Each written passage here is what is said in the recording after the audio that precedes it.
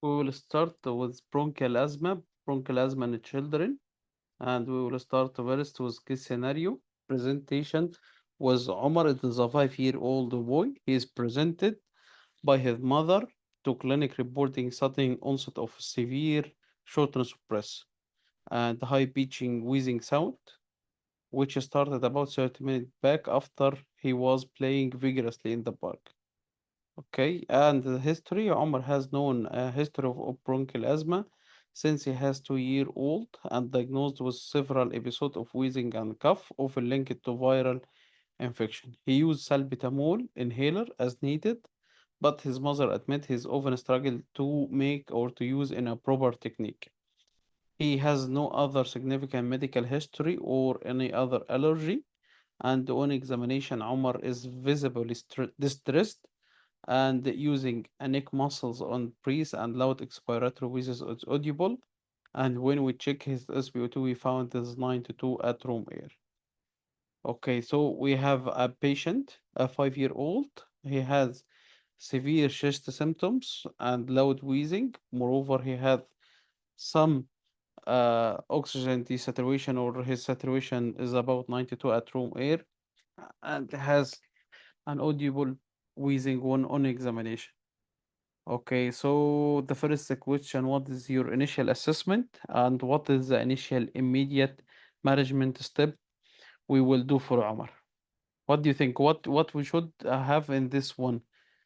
Okay, first of all, we have to check his respiratory rate and his oxygen saturation, his distress or not, and then now he making an audible wheezes, expiratory audible wheezes, and he is in distress. This is our, and moreover, he has neck muscle working ill on his eye, and he in distress, already in distress. This is the first our initial assessment for Omar. So we have to find this one have a severe exacerbation of asthma according to our pediatric guidelines. I will share the pediatric guidelines here regarding asthma, and we have a three type, by the way. We have three type of guidelines for this one. We have a NICE guideline, we have a GINA guideline, and we have our pediatric guideline regarding asthma, and I will summarize and put here during our session. So for initial assessment, based on our presentation, Omar could be classified as a severe exacerbation of asthma according to our guideline. Why he has this acute exacerbation? First of all, he has SpO2 at room air is 92, which followed range it should be from 92 to 94 at room air. Moreover, he is using accessory muscle, which is visibly distressed, and he is using neck muscle to breathe. He has signs of respiratory severe attack, he has respiratory distress, and he has dyspnea and audible wheezes. This is the second one. Okay, what should we do? We will take in detail, but in brief, we have to maintain our oxygen saturation between 94 98. We will start to giving out administrate set oxygen immediately through the face mask to maintain his SpO2. And we can start with salbutamol, short beta 2 agonist, 10 buff via spacer as repeated as needed. What does it mean? We will repeat salbutamol or back-to-back salbutamol inhaler, and we will start to give it from the first day of first attack. We will give prednisolone oral, which is the new guideline. We are giving prednisolone oral 1 to 2 milligram per kg. That is all? No, we have to monitor his heart rate, respiratory rate, and even SpO2, effort of breathing, and level of conscious, how he's doing. So that is all. As I mentioned, this is a brief immediate action. We will take in detail. طيب, if the patient has a poor response, we have to escalate to another advanced management. We can nebulize ipratropium, salbutamol, magnesium sulfate. This is a brief one. So there's some concept in asthma. Usually it come in MCQ. You will find in past test or on examination. To put in your mind, this is a sporadic point to know how to answer this question. First of all, it affected 10 to 15% of UK population or children. Highest incidence, the asthma is the highest incident disease in the world, and the early users usually have a good prognosis. Rectal aminophylline is now is contraindicated or not used anymore, but this is one rectal one. We have another one. We can use another form of aminophylline, but rectal one is contraindicated. Steroid intravenous effectively only after 4 hours. It takes time to work. Salmeterol was one of long-acting beta-2 agonist. It could be cause paradoxical bronchospasm. It could be. And the angiotensin converting enzyme inhibitor like ACE inhibitor, it will increase the kinin and it could cause bronchospasm. And most of the patient have starting ACE inhibitors, they usually have a side effect at right cuff. Even in our general practice, people starting ACE inhibitor, usually like lisinopril, usually have bronchospasm and the dry cough, one of commonest side effect of ACE inhibitor. Fluticasone has the double potency of other steroid as per dose, as per base dose. And when we are doing a peak expiratory flow rate, PEFR, is not suitable for 5 years. What does it mean of PEFR?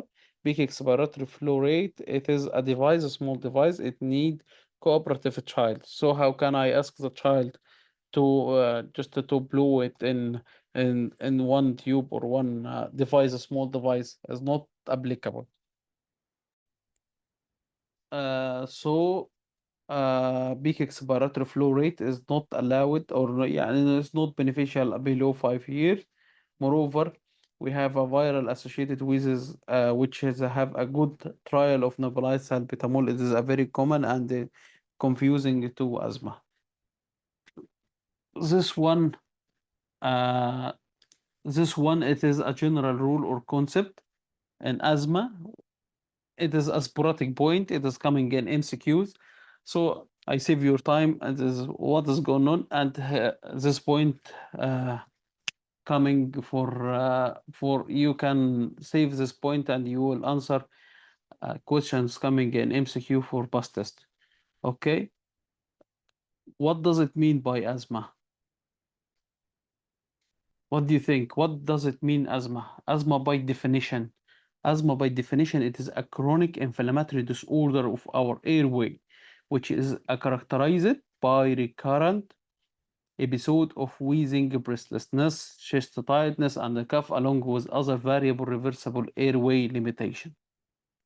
So we have it is a recurrent chronic inflammatory airway disorder, and we have presented by wheezes and cough and chest tightness. It first of all, it could be variable and reversible, but later on, if there is no proper control, it could be irreversible bronchoconstriction. So this is asthma, by bronchial asthma by definition. Okay, what do you think it happened? Why asthma happened? There are three main causes or pathophysiology of asthma to understand the underlying disease, why asthma happened. First of all, we have a chronic airway inflammation. Why what happened? Because triggered by allergen, virus, pollution, whatever. It involves activation of T helper cell 2, lymphocyte, eosinophil, and mast cell, and basophil. It is a cocktail. This is many cells are coming and producing cytokine and histamine, leading to mucosal edema, global cell hyperplasia. Global cell means mucus production. You are making more narrowing. You have adding more and more mucus production, and finally it will go for fibrosis or subepithelial fibrosis and the collagen deposition. So this is the first line. What it mean? What is the pathophysiology of asthma? The chronic inflammation, moreover, airway hyperresponsiveness, and the smooth muscle contraction. The threshold of the airway is lowered. and it is constricted to a non-specific trigger like cold air, is usually does not happen in a normal person, but in asthma or specific people that have uh, it could be lower threshold or react and going for bronchospasm. Okay, now we have airway hyperresponsiveness, as our airway is lower threshold for it, and which make an airflow obstruction. This is when the airway is hyperresponsive and there is chronic inflammation and the chronic inflammatory fluids in our bronchioles, it making a narrowing of the airway. Narrowing of airway leading to bronchospasm, mucus plug, airway thickening leading to decrease peak expiratory flow rate. What does it mean of peak expiratory flow rate? It is a special device. When the child use it, it could show the lung function or lung capacity to exchange the air trapping, and finally wall thickening. If we didn't give a proper treatment, or if we didn't poor controlled cases, the remodeling will happen. What remodeling? What does it mean? Hypertrophy of a smooth muscle. What does it mean? It means that there is a bronchial spasm most of the time, and irreversible structure changes, making it is narrow all the time, fixed obstruction, and the poor response to uh, fixed to even to bronchodilate. Okay. So now we define only the asthma and know what is the pathophysiology of asthma, and we will go for trigger. And to make it easy for you, we are making a mnemonic: save CC, save CC. One, stress. Number two, dust and allergen and dust mite. Dust mite, like small insect that is very common in UK, and especially in old houses in UK. And will find many time in MCQ, dust house and bed dander and pollen, other pollen. It is a common trigger for asthma. Viruses, yes, usually asthma. It is following acute respiratory tract infection or acute upper common cold viruses. Now the bronchial tree is hyper responsive, and they have low threshold to be bronchospasm.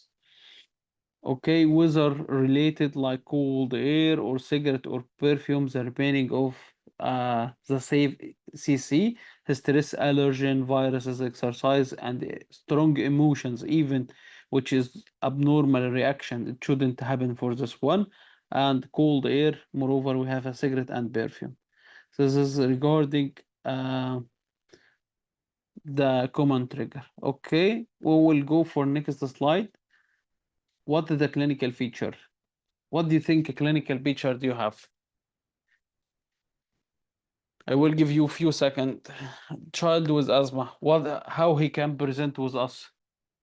Yes, it will come with cough, usually nocturnal. Usually remember that the chest patient or the asthma patient usually suffer at night, mostly suffering at night, not only in the he suffer in the morning on in the daytime, but usually cough, and this suffer more and more and even in night, so it's cough, nocturnal wheezes, and he can also present by high pitched expiratory wheezes, not only wheezes. It is expiratory. Why expiratory? Because we have narrowing air way and trapping the air we can inspire or can flow inside the bronchioles in a normal way, but when it try to come out, it is obstructed, so it make expiratory wheezes. Moreover, he has dyspnea, chest tightness, and if that's moderate to severe, it can help use that the child uses the accessory muscle for help or prolonged expiration. And if it is going for severe, is silent chest. He lost the effort to make any respiratory effort. خلاص, he cannot do any more chest effort uh, to do in a silent chest. It will come with silent chest or cyanosis because there is no more gas exchange and has a lethargy. He get tired. Symptoms tend to be variable, intermittent, and usually worse at night and provoked by trigger. I hope I'm clear about the clinical feature of asthma, and if any comment, just please write it down. Okay, so how can we diagnose as asthma, patient with asthma? What do you think? I will give you three golden standard even in your practice. Your history of you have to ask about the history. And moreover, we will do some objective test. But this three question, we will build our topic today. We will build asthma about above this three important question. Diagnosis, it should be involve a combination of history and combination of screening question and objective test. History and the screening question, does the child awake up at night with the symptoms, which is a very important, and it make classification. Even we can classify the child asthma or which grade of asthma according to this three question. Does is a child wake up from night at sleep with the symptoms because of cough symptoms? Do the symptom interfere with the playing or daily activity? The second one. And the third question, are there any daytime symptom need for a rescue inhaler? Rescue inhaler, it means the child is using a salbutamol inhaler or whatever medication he's used to relieve his asthma. Please don't forget this three important question. It is a screening question regarding regarding asthma. Okay, so what do you think? Now we are making a three important question, and second we will take a screening history, and we will take an objective test. So first of all, history, night waking up, play interference, and the rescue inhaler. This is an abbreviation. It is a good abbreviation. History is three word or three sentence to remember. Second of all, spirometry. What is a spirometry? Spirometry, it is a special device the child is using or blowing on it. It bring us or show us our lung function. Okay. Spirometry, it couldn't be used with children below 5 years because for 5 years and below he is not cooperative for this one. He will show us many things from which we are regarding or taking care of FEV1 and forced vital capacity FVC, and this will make we will consider that he has FEV1, it is about 7 at the unit, and FVC is 10, so it is coming 7 by 10, it will come 0.7. So now it is less than 0.98 of predicted. I hope I'm clear for this one. The spirometry, it could be used FEV1 and FEVC, and we will check how much of percentage of predicted for the child for this age. Okay. And if it should be more than 0. Or it should be more than 80%. If less than 80% or 0.8, it means it had diminished lung function. Second of all, bronchodilator reversibility. What does it mean? Can ask yourself, what does it mean of bronchodilator reversibility? It means that about 10% or 12% after using salbutamol or inhaler, improvement of forced expiratory flow rate in the first second. FEV1, it is a forced expiratory flow rate in the first second. It means the amount of air will go from our lung in the first second of all expiration process. Again, what does it mean of FEV1? It is amount of air going out from the lung in the first second of total expiration process. Okay, it should be 80% to go in the first second. If less than 80%, it means it had deranged lung function. So When we are using bronchodilator, there is improvement about to 10 to 12% in forced expiratory flow rate in the first second. Okay, and big expiratory flow rate, it is like a tube, a small tube, and there is one indicator are moving according how much you are blowing in it. It also need the children above 5 years, as uh, it need a cooperative child. It make like a tube. I will show you here. Here is expiratory flow rate, and here one is short, and this is a mouthpiece, and the child uses mouthpiece to blow air here. Okay, okay. According to the power of blowing air, there is indicator will move from here to here to here, according to this.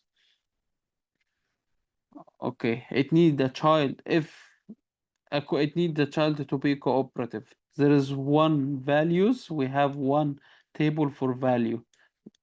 This is 1 year, 2 year. It should present as about 30 or 40 cc or 50 cc according. Okay, I hope I'm clear for this one. So, so big expiratory flow rate, diurnal variation, it increase or there is a change more than 20%. It indicates the child had asthma.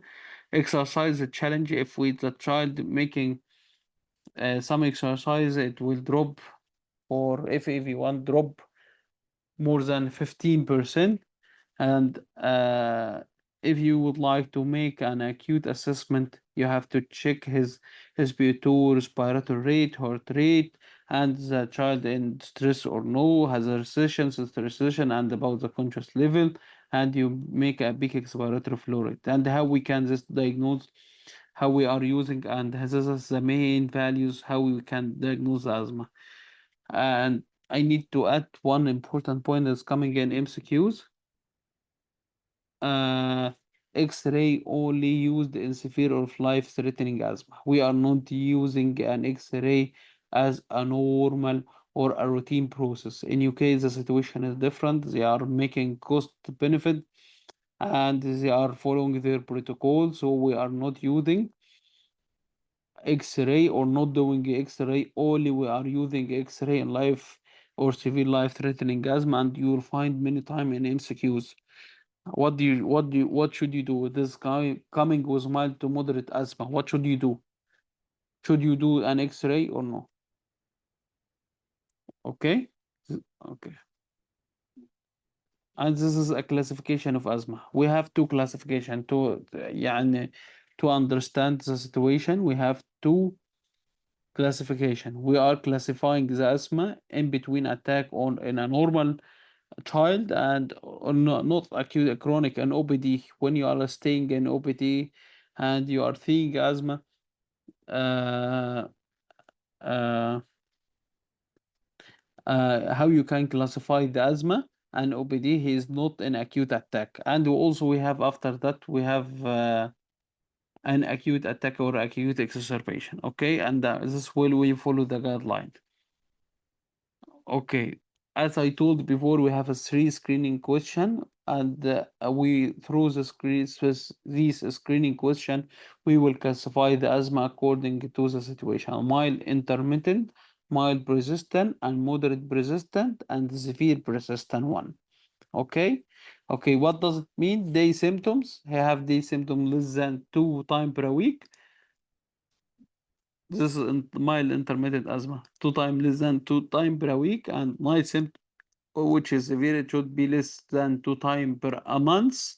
And forced expiratory FAV1 of predicted normal one, it should be more than an 80%. And other, we will see the normal FAV1, uh, and we will compare the FAV1 according to the FAVC is normal or not. So how we can classify the chronic asthma, or we will classify the asthma during the OPD. It is not an acute attack. The child is coming okay, and we will classify according. So first of all, we have mild intermittent. Second of all, we have mild persistent asthma. How can it present? Day symptoms more than 2 times per a week, but not daily. Okay? Okay. Type night symptoms. It is 3 or 4 times per a month, not per day. Is night is more indicated. But still, forced expiratory flow rate FEV1 is more than an 80%, and there is minor activity limitation. This is how we can classify mild intermittent asthma. Moderate persistent, he have daily symptoms. Daily symptoms. His cough most of the day, but it is a daily symptom. Every day of the week he has, and they have more than one per a week night symptoms. It awakes the child up from his sleeping. And for the FEV1 is more than 60 but less than an 80, and some activity limitation. Okay, and the last section we have a severe persistent asthma has throughout the day he has coughing, wheezes. He's struggling, and coughing every day, every night. It wakes him up from the sleep, and the expiratory FEV1 is less than 60%, and activity extremely limited for him one. I hope I'm clear for this one. And how can you classify the asthma during your OPD? It's a chronic asthma. How you can classify it, and you will find, or you will face this one many time in MCQs, especially in bus tests. So you can try to interpret and to revise this table. How can you differentiate this asthma? Okay, and we have another classification of asthma during acute attack or acute exacerbation of asthma. Mild to moderate and severe, and last one is mild, moderate, and severe, and last one is life-threatening asthma. Mild to moderate, does it mean it is? We will take in full detail now. What it means is SpO2 is 94 and the peak expiratory flow rate it is more than 50% of predicted normal predicted value. Okay, and severe asthma, it is means that SpO2 is less than or between 92 to 94%, and the peak expiratory flow rate is less than 50%. Moreover, he has the kidney accessory muscles, and life-threatening asthma also.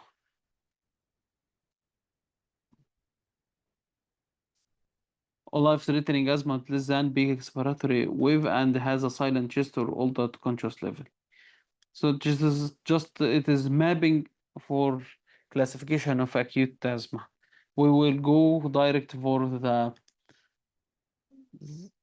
guidelines. This is a pediatric latest pediatric guidelines, and from my side, I giving you a golden advice. You have to save this one. It help you in the first and the AKB. It will help you in all clinical examination. You have to know it.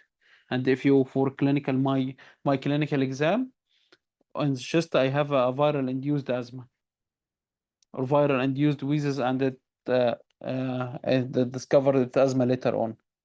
And I use this table. Every word I use in this table, they asked me about the how you can differentiate between a mild and moderate and severe and life-threatening, and what should you do in each one.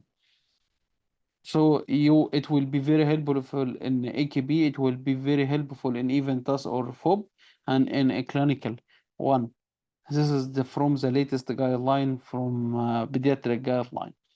Okay, they are classifying acute asthma according to many factors, to mild and moderate and severe and life-threatening asthma. Okay, first of all, if mild to moderate, what is the mild or moderate symptoms? Have normal vitals and mild wheezes. Okay, I'll make it here. Mild wheezes and speaking in a complete sentence. And speaking in a complete sentence or feeding normally, and SpO2 more than 92 per air in room air. This is the criteria to mild to moderate. Don't forget, please. What you will do, you will do salbutamol, metronidase inhaler, the usual buff. 2 to 10 buff per him, and this is the dose. There is no need to revise the dose.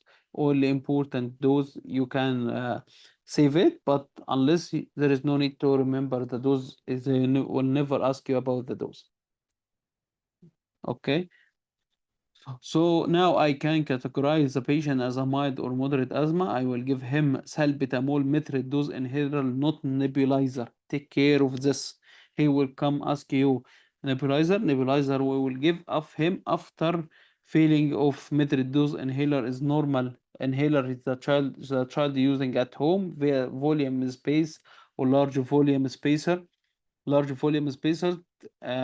because the child he cannot use it in a proper technique, so we will use a large volume space, okay, or face mask.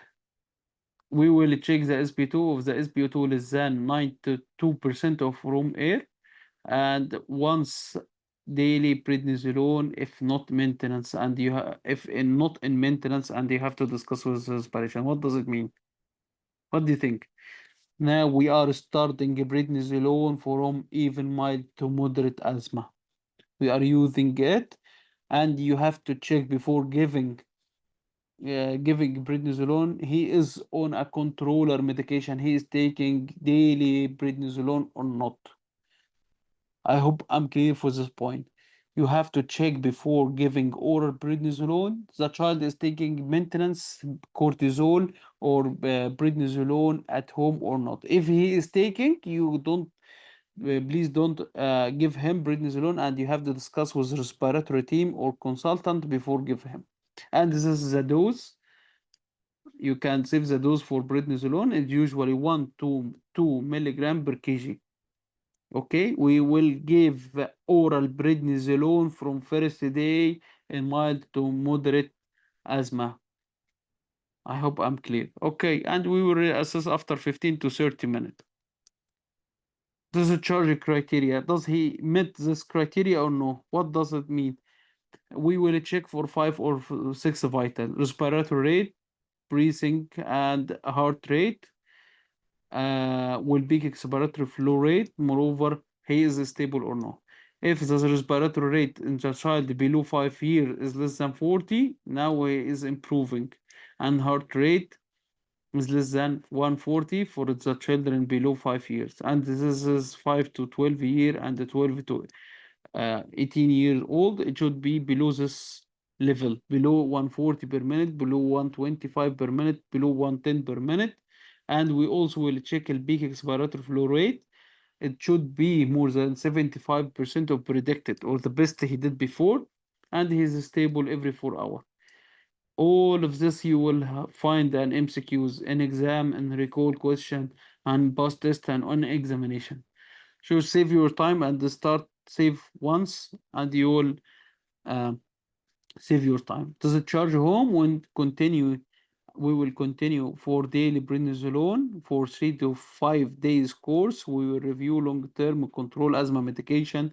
He will check an inhaler technique. Maybe he's not taking inhaler in a proper way technique, and we will give a follow-up plan, and we'll complete follow-up. This is regarding mild or moderate one. I hope if I'm clear, just make some up, or it's little difficult.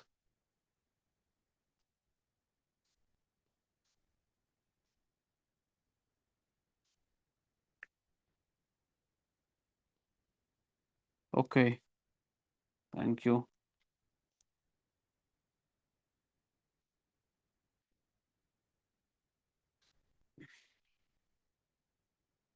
We'll go for the second one, the severe asthma. What does it mean?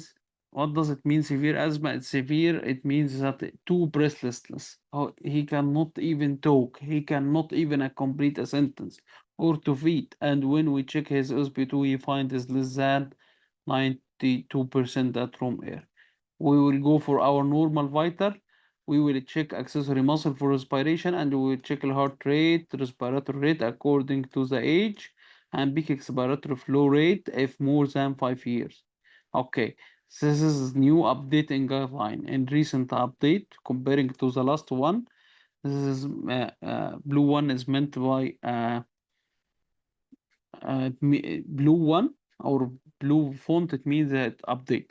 Okay, as usual, we will give him oxygen mask with a nasal cannula, salbutamol, metered dose inhaler, MDI, 10 puff, or via large spacer or face mask, and salbutamol nebulizer. So we are using salbutamol nebulizer. You will find many time in bus test. All in severe, we are not using a nebulizer. Nebulizer, it is a machine. We are using a machine.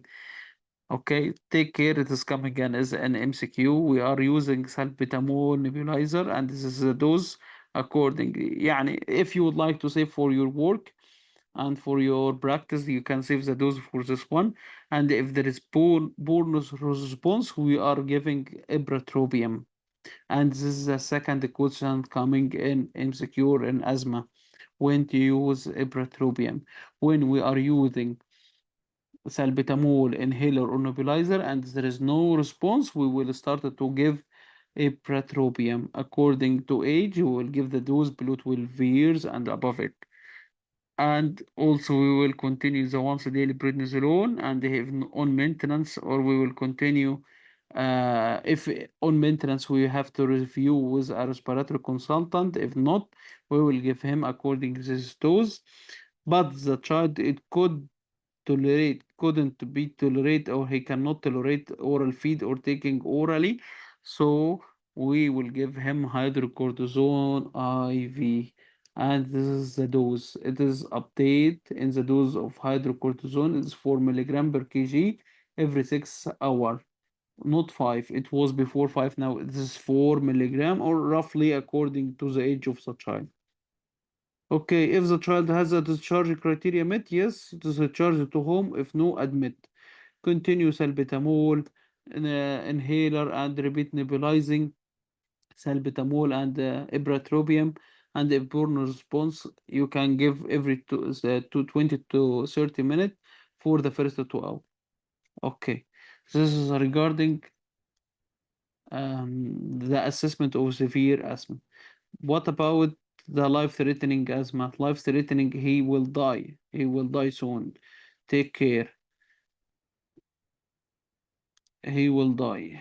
He has severe SpO2 less than 92 and less than 92%, and he's cyanotic. He's coming cyanotic. It could be silent chest, and he exhausted. He has no or poor respiratory effort. Moreover, he is irritable or exhausted with if the child is more than 5 years. I doubt he can do it, but expiratory flow rate it will be less than 30. Don't يعني ما تلبسهاش لوحدك زي ما بيقولوا. يعني ask for the PQ consultant or in call on-call consultant or PQ consultant. Start oxygen immediately. Continuous salbutamol nebulizer with oxygen 6 to 8 liter. We will give ipratropium. We will give hydrocortisone slow injection, and if sign of shock, give 10%, 10 ml per kg balanced crystalloid, can consider anaphylaxis. Okay, if his symptoms improve, okay. If not improve, you will continue for the first one, continue nebulize salbutamol and repeat ipratropium, and a poor response every 20 to 30 minutes on first 2 hours. So the patient not responding to medication. I'm giving him all of this, and he's not responding well. So what should I do? I should go continuous salbutamol nebulizer, ipratropium. You have to check. He received salbutamol and a good proper technique. He received salbutamol. He received the ipratropium or no. He received the IV hydrocortisone. If yes, and the patient is not improved, you will give magnesium sulfate IV bolus. I think you are using in your practice in pediatric. We will go for magnesium sulfate. The dose is not important, but the most important asking, and even in my clinical exam video, I have they asked about the what should you monitor when you are using magnesium sulfate, recording the heart rate and respiratory rate every 5 minutes, blood recording or recorded blood pressure every 5 minutes, blood pressure, heart rate, respiratory rate, and continuous SpO2 CO2 monitoring. Please don't forget magnesium sulfate. What should you remember? It is a very important and you need every time you will use magnesium sulfate. Response, yes or no? If yes, you will reassess. If no, you will go for salbutamol IV bolus. We will give IV bolus and you will have to monitor heart rate, respiratory rate, SpO2, and even EEG because making more tachycardia and baseline electrolyte you will do ABG and so on. Okay, don't forget using salbutamol bolus to monitor this one. Moreover, you are using aminophylline loading dose in maintenance, and it will be not you are not the one who was your consultant who would do this one. Aminophylline rectally is no more used or contraindicated, but we are can use it in severe or life-threatening. The patient will die. You have to save the patient. And the dose is not important. If it's response or not response, you will transform from IV bolus to maintenance salbutamol IV. You are going it, and you have to continuous monitoring SpO2 and CO2, ECG recording, repeat examination every 2 to 4 hours. I hope I'm clear. So one till now. And if we can go for the first or next section in asthma, is it okay? Please, regarding this one, it is from the recent pediatric guideline, and you have to know it by your heart. Okay? Okay, so we'll go for next one. Now the child is away from the hospital. The child is away from the hospital, and it is coming below 5 years. This is from NICE guideline. This table is coming from NICE guideline, and above, below, and 5 year, below 5 year and above 5 year, we have this two. Okay, and this one from GINA guideline. Now the patient is stable, and you have to know it very well. And this is question is coming. No pathophysiology, no causes, nothing is coming. Asthma, acute management attack of asthma. Yeah, this is the MCQ that it will come to you. And acute management attack of below 5 year or above 5 year, and how to step up, step 2, 3, 4, and how can you stepping a classification of asthma mild persistent, mild moderate persistent, severe persistent, and this is situation according. Okay, and the child now, this is as I told from NICE guideline from Royal College. It is a children below 5 years suspected asthma and symptoms indicating he need mental therapy. We are now okay.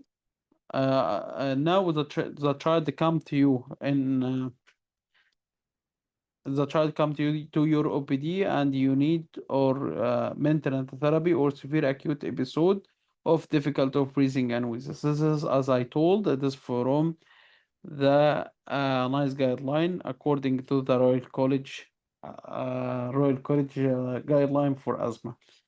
We will start or consider 8 to 12 week trial or trial of twice daily pediatric low dose inhaled corticosteroid plus SABA, short acting beta 2 agonist.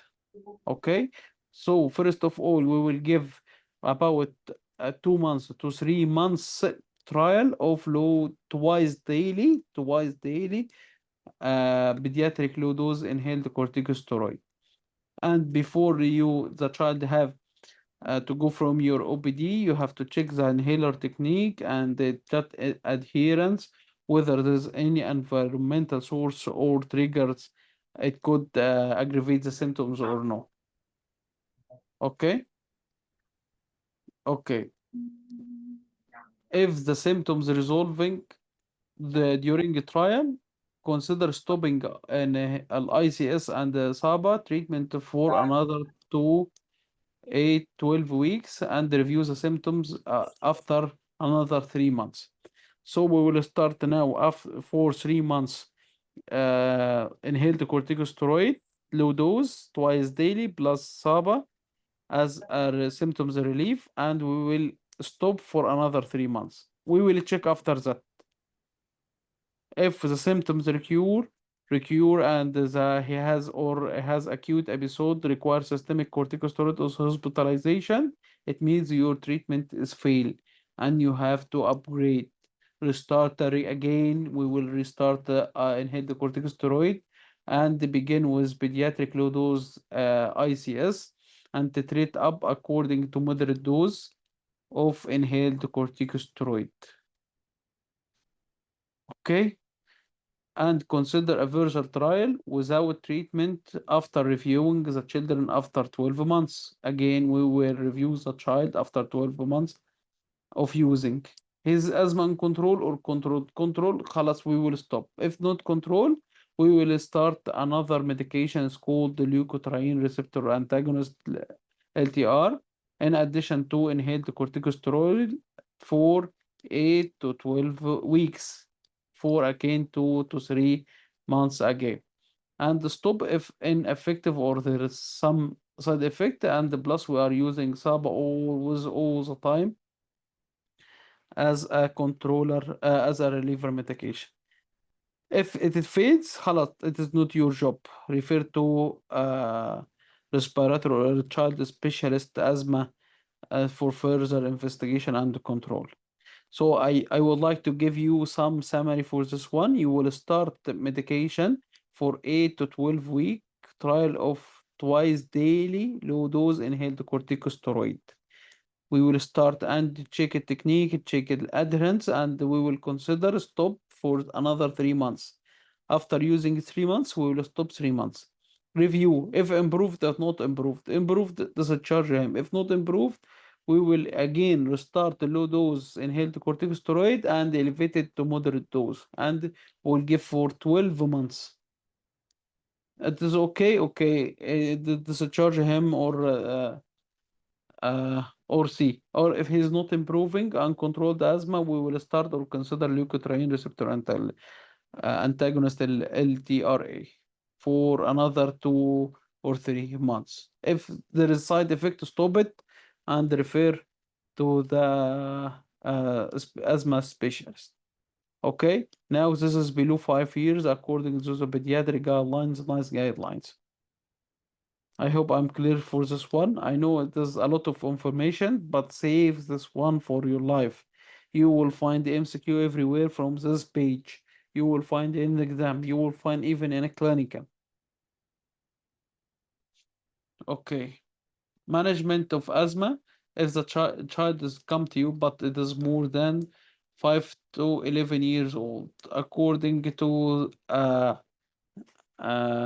nice guideline also. You have to start and you're diagnosed and you check the child in need to controller medication.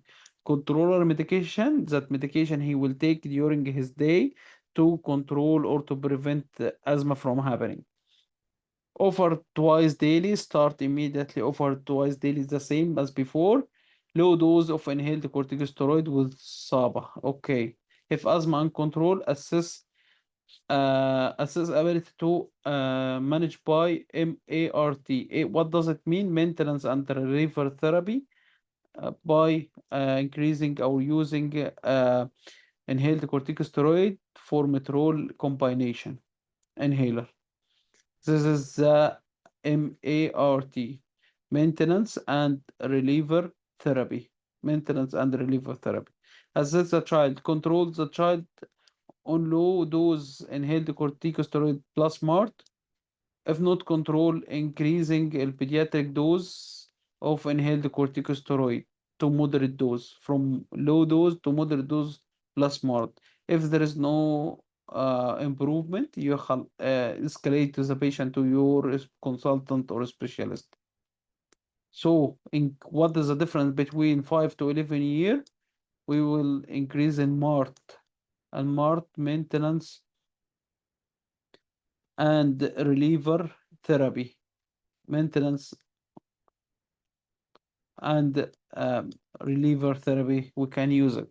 Okay, now we can unable to manage with MART regimen. He is unable to start MART therapy. What does it mean, MART? It means inhaled corticosteroid plus formoterol combination in together. Consider adding leukotriene receptor antagonist to a twice daily pediatric dose of low-dose corticosteroid, and we will do as the same before, 2 to 3 months or 8 to 12 weeks, and stop ineffective if ineffective or poor response. All the time we are using salbutamol as a reliever symptoms to relieve the symptoms. Okay, now in 5 to 11 year, we are increasing the MART. Here the pathway of MART. Here there is no MART or unable to use the MART. If you are unable to use the MART, we will start with leukotriene receptor antagonist plus low dose of inhaled corticosteroid.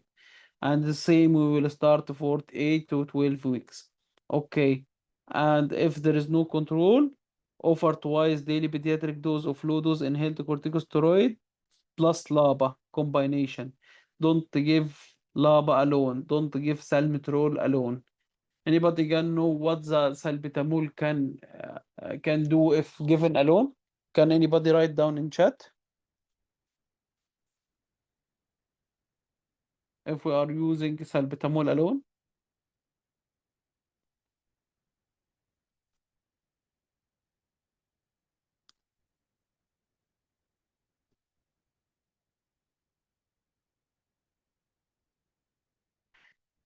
Okay. Yes.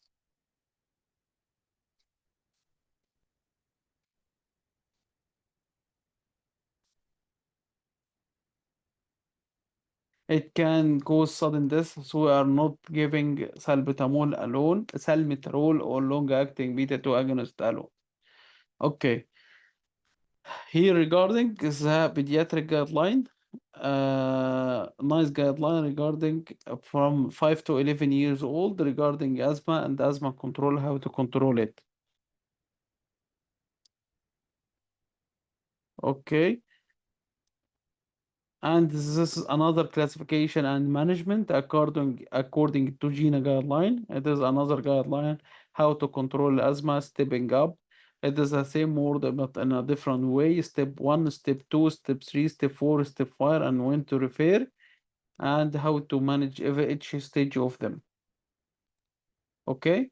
Okay. And here's some asthma medication. What is the complication of this medication? Like if we are using examples, short-acting beta-2 agonists like salbutamol or terpitalin, onset of duration, how much it takes, 5 minutes, maximum 20 minutes, and half dose about 90 minutes. A beta-2 receptor direct agonist, acute reliever symptoms. It could be through a metered dose inhaler, IV, dry powder, whatever, but oral is not recommended anymore. Before we are using oral, and even we can some practice we are using oral, but oral medication of prednisolone is not using anymore. Long-acting beta-2 agonist, this is hydrophobic. It is like salmeterol, long-acting. It increases through increasing cyclic MAB at long affinity to the receptor. So it binds to receptor for a longer time, making bronchodilation for a longer time. So not used but as I told before, there is don't use alone. It can increase the mortality rate, and usually use it with steroid. You will have an MCQ regarding this one. Anticholinergic like ipratropium, I told in severe asthma, not in the first line. In severe asthma, after using many time, it is a muscarinic receptor antagonist. They decrease the cholinergic nerve-induced bronchospasm, which is acute asthma and acute attack of asthma. Acute attack of asthma. Sulfilin is no more used only in life-threatening asthma. So decrease the phosphodiesterase. This for your information, not that much important. You will not face it in MCQs many times, but for your knowledge, and this is leukotriene receptor antagonist, how to use, and you are using mainly prophylaxis, asthma control, and steroid sparing. And this is steroid. We are giving prednisolone oral or fluticasone or budesonide, which is a recent one, Turbohaler, which is a very famous right now, and rapid recovery. And this is the recent treatment, immunoglobulin E therapy, omalizumab. This is every two subcutaneous injection every 2 to 4 weeks. It is a recombinant one. Using to decrease or using for IgE, decrease the Ig level, severe or extreme asthma. Okay, this is for your knowledge, the asthma medication and what did happen. Okay, just to summarize the asthma, it is a chronic inflammation plus hyper responsiveness decreases threshold of our airway, leading to obstruction. In our case, starting our case, Omar has a severe exacerbation, which need an urgent oxygen saturation, SABA, and steroid management. You have an acute stabilization, long-term control, and in importance to inhale chicken technique. Inhaler technique is very important, and the avoidance of trigger and monitor the child. This is all thing you have to know about asthma. Okay, now I think this is the most important slide. This is the second, the two most important slide in asthma and how can you manage an acute attack. And moreover, you have to classify when to classify asthma, classification of asthma, mild, intermittent, or mild persistent, or moderate persistent, or severe persistent, according to, and how we can diagnose the asthma. This is all regarding asthma and all update regarding asthma. Nothing more you should know about asthma. Okay, after that we can start for cystic fibrosis. I think is little interesting disease comparing to asthma. Any comment regarding asthma? If anybody would like to make a comment, can write down in chat.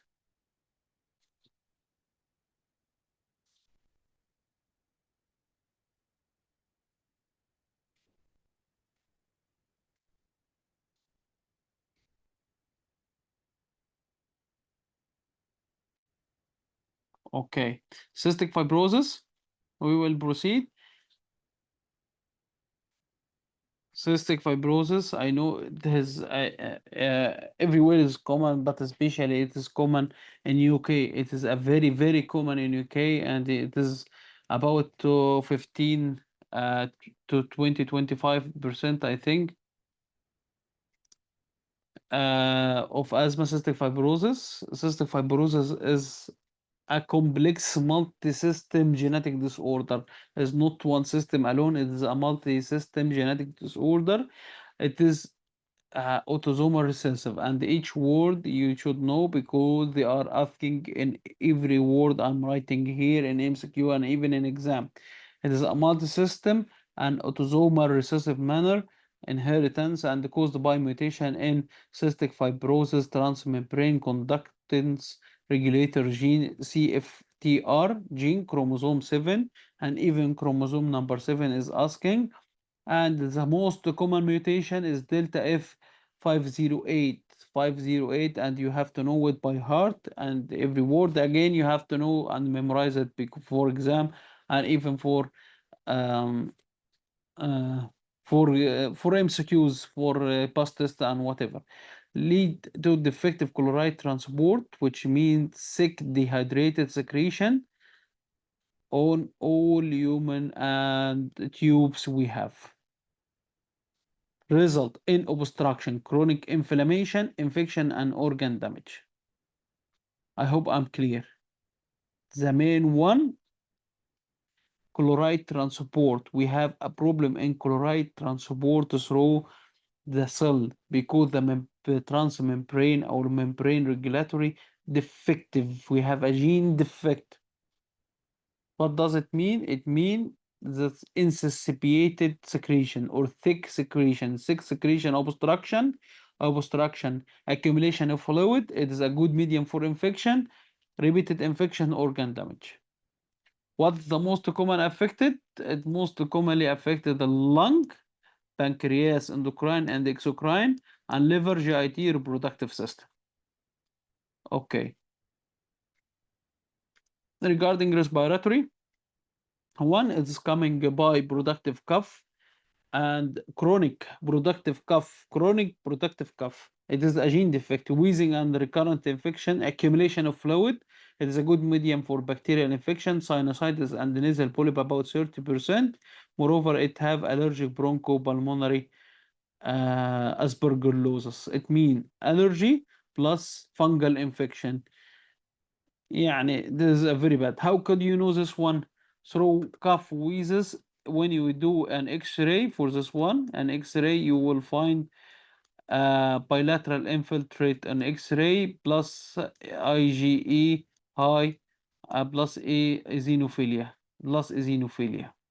Allergic bronchopulmonary aspergillosis, you will find in MCQ, especially in the bus test. X-ray, you will do an X-ray, you will find infiltrate in chest X-ray, and you will find eosinophilia plus or more Ig is high. Okay, this is about the chest or respiratory symptoms. Gastrointestinal symptoms.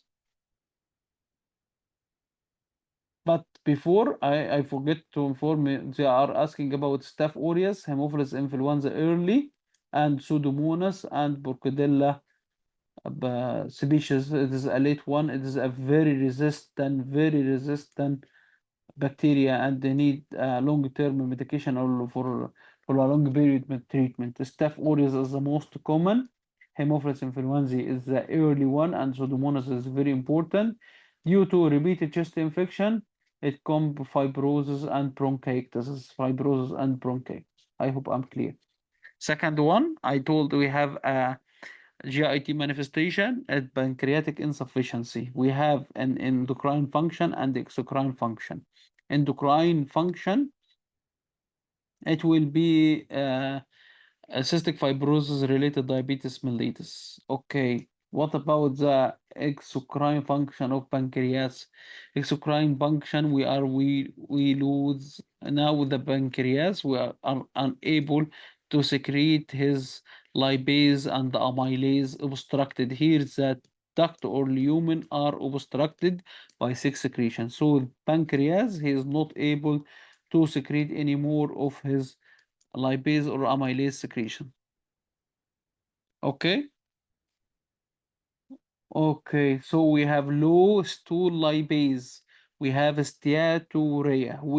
There is no function. The pancreas stop doing its function, exocrine function. Don't have lipase. Don't have amylase. So we have more fat in the stool. So steatorrhea, fat is stool, full smelling stool, and moreover we are unable to dissolve or uh, absorb the fat soluble vitamin because pancreas is not doing well. So fat soluble vitamin loss, ADEK, malabsorption, and osteoporosis, and we will have another one. Okay. Regarding the cystic fibrosis diabetes mellitus, you have few words you have to know it. It is insulin dependent. It need insulin, but never you can never use oral hypoglycemic. It is a gradual onset and no key to acidosis, and it happen around to 8 to 10 year old. This is the three words you have to know about cystic fibrosis related diabetes. Never or never, you cannot never use it for oral hypoglycemic, and it usually need insulin and never present with ketoacidosis. It is a gradual one. Okay, meconium ileus in neonate, not due to obstruction of small intestine, it will be the same obstruction. And when the children become older or getting old, distal intestinal obstruction syndrome, DIOS.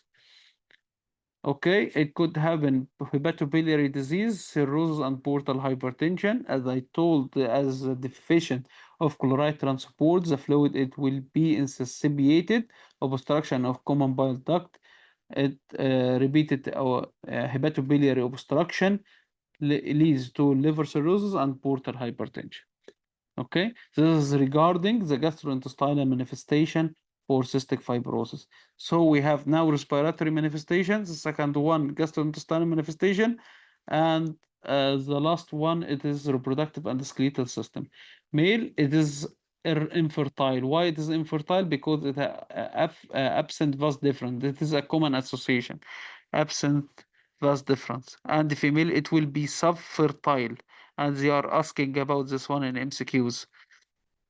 Thick cervical mucus, so it will no, it will be the female, it will be subfertile.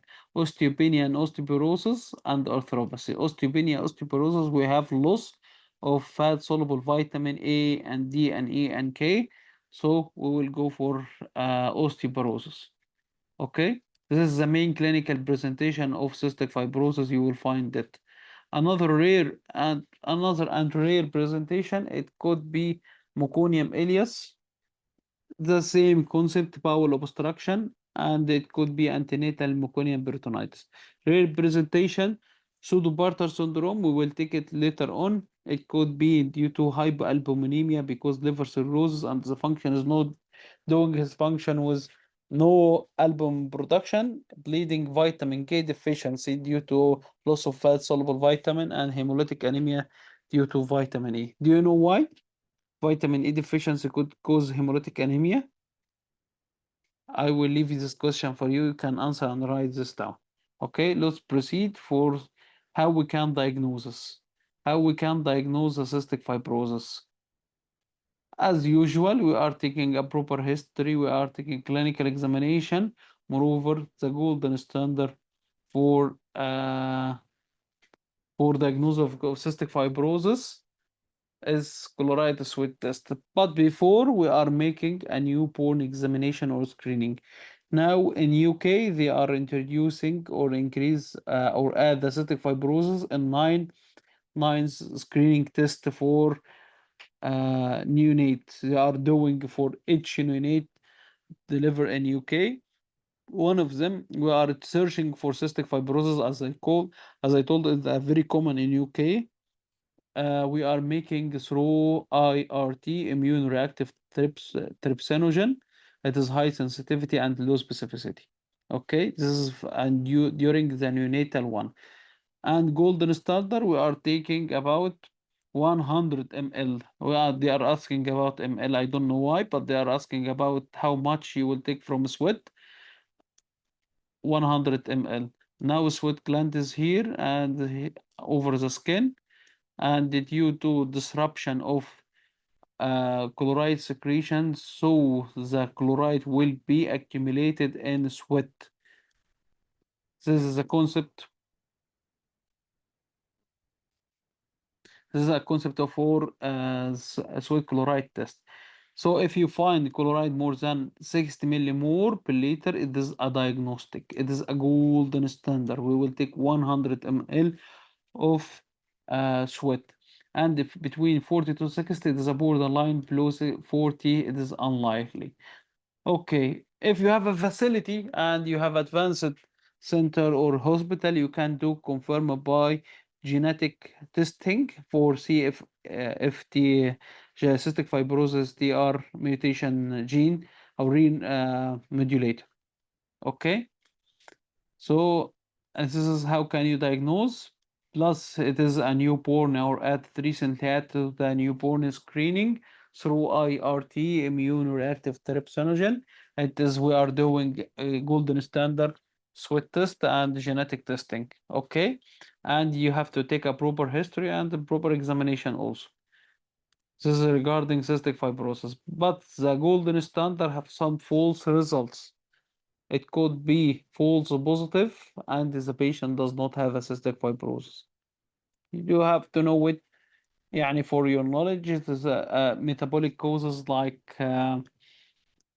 G6B deficiency, tyrosinemia, glycogen storage disease, and we will go in depth soon, all of them, and endocrine causes like panhypopituitarism, nephrogenic diabetes insipidus, untreated hypothyroidism, adrenal insufficiency, pseudo hypoaldosteronism, and the skin. We are unable to take all of this. We will go through uh, our curriculum or syllabus. Skin, eczema, you cannot take. They have many skin scales, and we cannot take a proper amount of sweat from this one, or ectodermal dysplasia or dermatitis, the skin problem or skin related problem, and other poor technique. You have a poor technique. This is makes a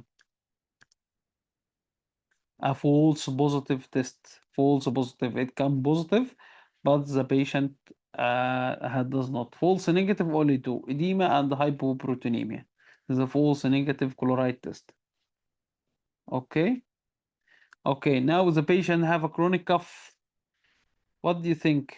Patient now has a chronic cough for cystic fibrosis, has a chronic productive cough, have repeated infection, has nasal polyp. What do you think? How can we treat this patient? I will give you 1 or 2 seconds. Too much? 1 minute to. Do you think how could we treat the patient with cystic fibrosis? We have many complications. We have a pulmonary complication. We have a pancreatic and GIT complication. We have the patient it will be subfertile also or infertile. So how can we manage this one? What do you think?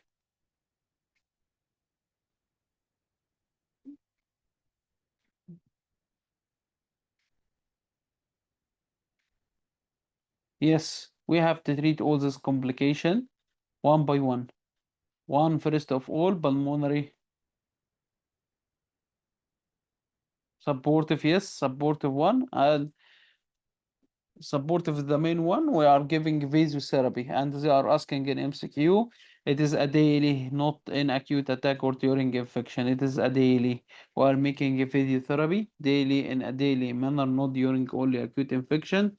We are giving hypertonic saline, what dissolve mucus and increase in mucus clearance. And we are giving recombinant DNAs, which break extracellular DNA, decrease the sputum viscosity, decrease the viscosity of sputum. Okay, this is how we can treat the respiratory system. Moreover, we have infection. I told the Pseudomonas is the first one, and also, by the way, the cystic fibrosis has a guideline. It is a very long guideline, and I make a brief for you and summarize it for you. So there is no need to review with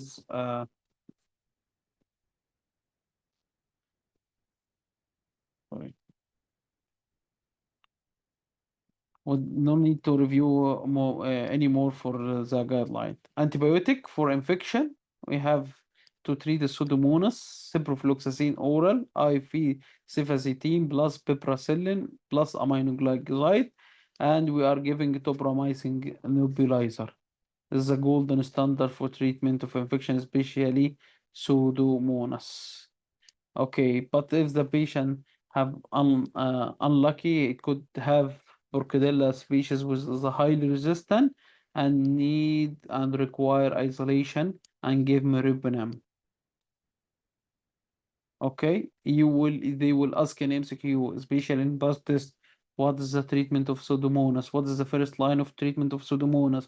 What is the first line of treatment if the patient have Burkadella species which is a highly resistant? What should you do? What is the first line?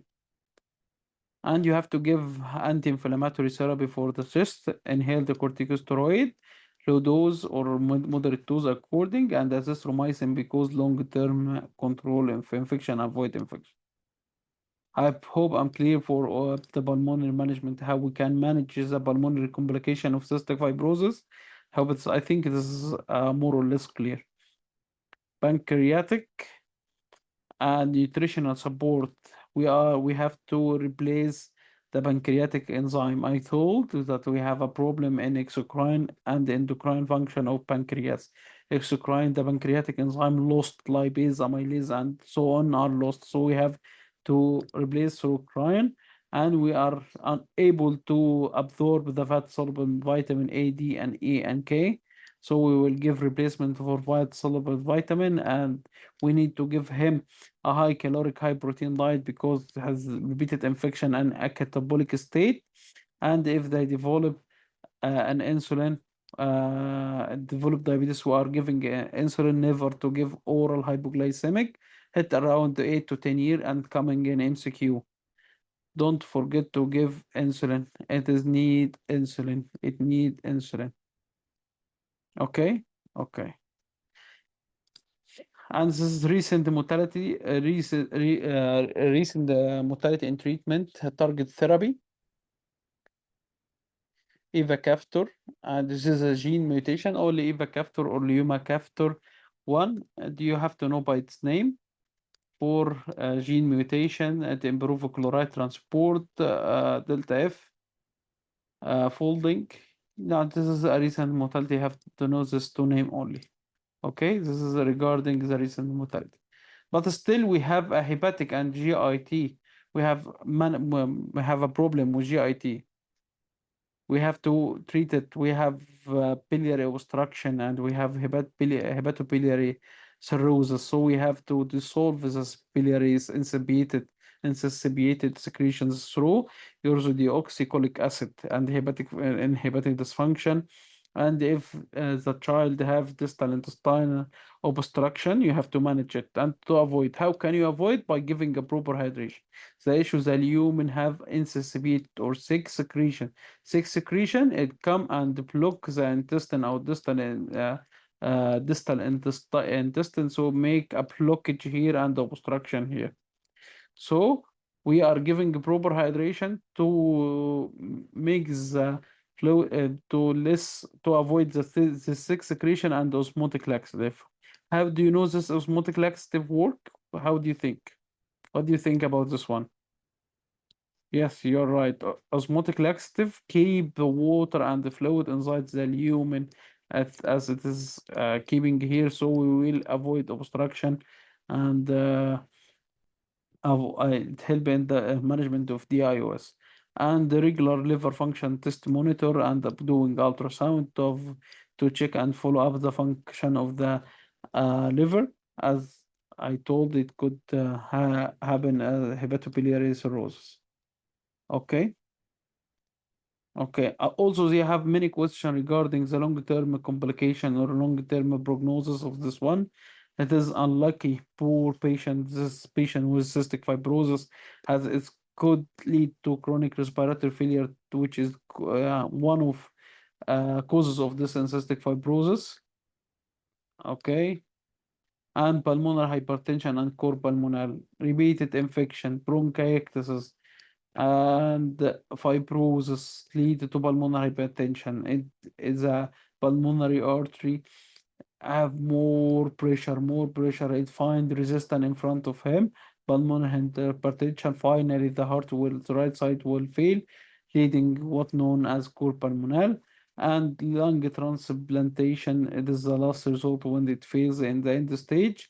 And the crying will have the patient will have the insulin diabetes and need an insulin for cystic fibrosis related diabetes, and we have to treat the osteoporosis and give a proper dose and take care of liver cirrhosis.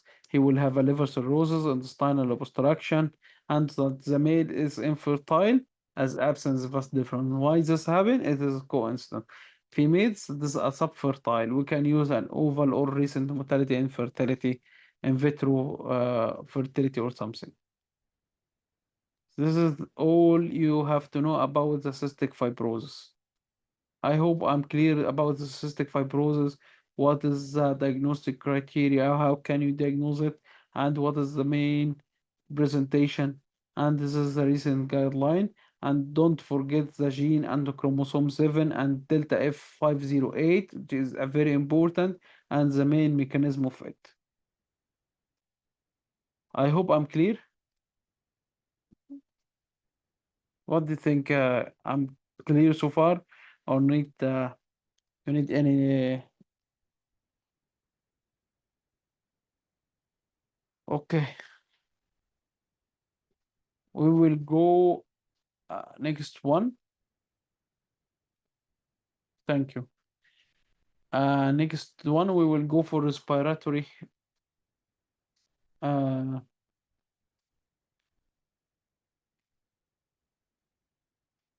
Upper respiratory tract infections.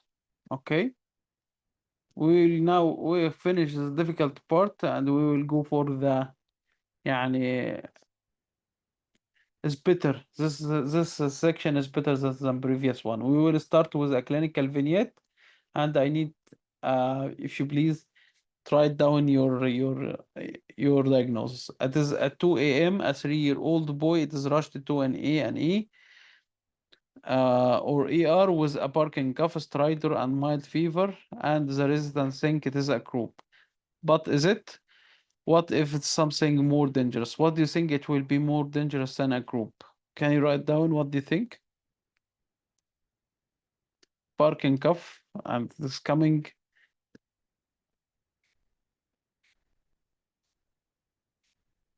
What is most more dangerous than group? Is coming running to rush to A&E with barking cough. What do you think is more dangerous than group?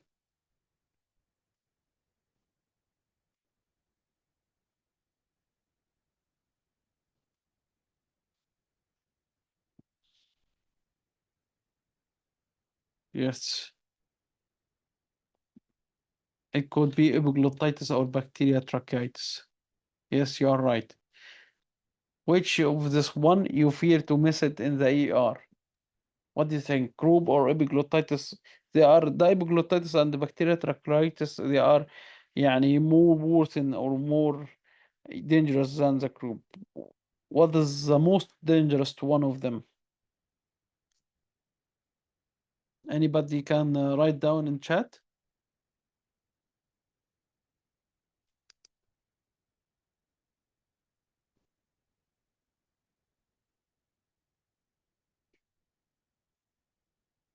Okay, yes, epiglottitis. Epiglottitis. Let's start with as a group.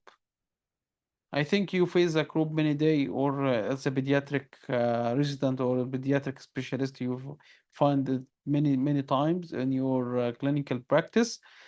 Um, but we will start by definition of the group. It is a common viral infection in children, primarily affecting the upper airway. It is a common viral infection in children, primarily affecting the upper airway. How can it present and what is the causative agent? The causative agent, usually a viral infection, and the asking about the virus, it's parainfluenza virus is the most common one, and other virus, respiratory syncytial viral. Okay, they are asking about this one.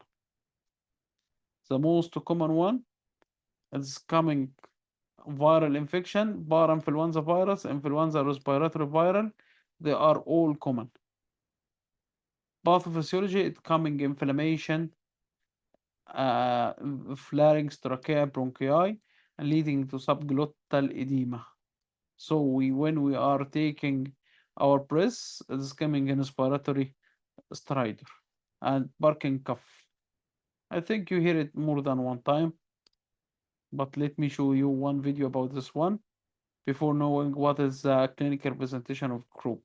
Croup, it is a barking cough, hoarseness of voice, and respiratory stridor, and usually is coming with low-grade fever and symptom worse at night, but improve during sleep. Okay, I will show you one video about this one.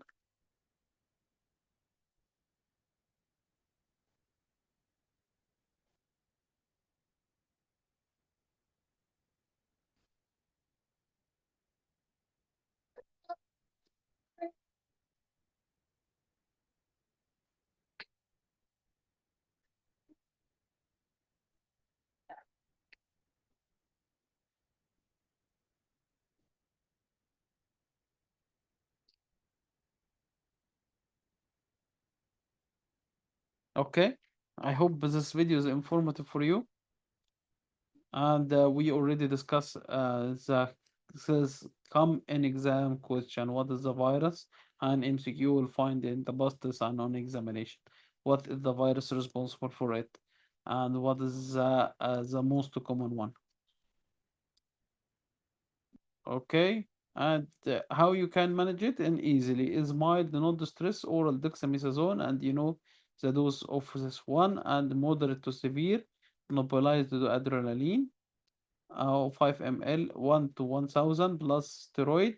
Monitor airway and oxygen closely. You will admit, if moderate to severe, you will admit the child and you will give him nebulized adrenaline.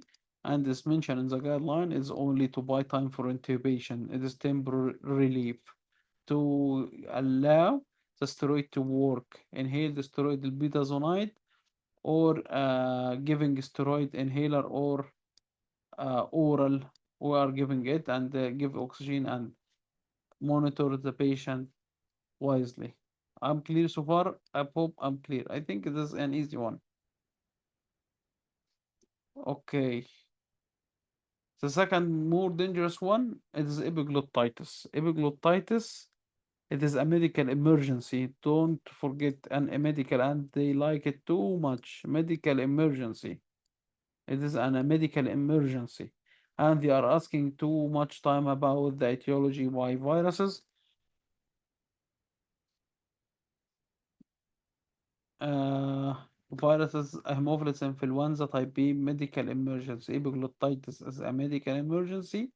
And in the most common etiology, it is a Haemophilus influenza type B. And but nowadays it's reduced due to vaccination. And you maybe find one scenario that's coming from asylum or from far area coming to UK from Nigeria or Africa, and you don't have any history regarding the vaccination card. Okay, reduced vaccination also streptococcal pneumonia. It is one of common etiology for the epiglottitis. Pathophysiology, it is rapid swelling of epiglottis and subglottic area tissue and making airway obstruction. It will cause sudden complete airway closure. It is a medical emergency. I hope you can get this point.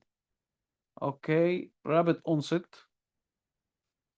fever, toxic drooling, which is one of main symptoms you can identify drooling and dysphagia, inspiratory and bivasic stridor, inspiratory and expiratory, drooling and dysphagia. Don't forget the patient is toxic, high fever, rapid onset in a few hours it develop, and muffled hot potato voice. More important, and don't examine the throat unless airway is secured. Never to examine throat. You will find many time in MCQs and past history code everywhere. Don't examine the child or throat of child with epiglottitis, or don't make any stress for the child if he have epiglottitis. And here an X-ray with a dramatic lateral X-ray illustrating classic thumb sign. You can search for internet. It is here. I can show it thumb sign as a large swollen epiglottis resembling the thumb, hallmark of epiglottis. Okay, and also it could be the tripod position, leaning forward with neck extended, open mouth and tongue out to maximize airway.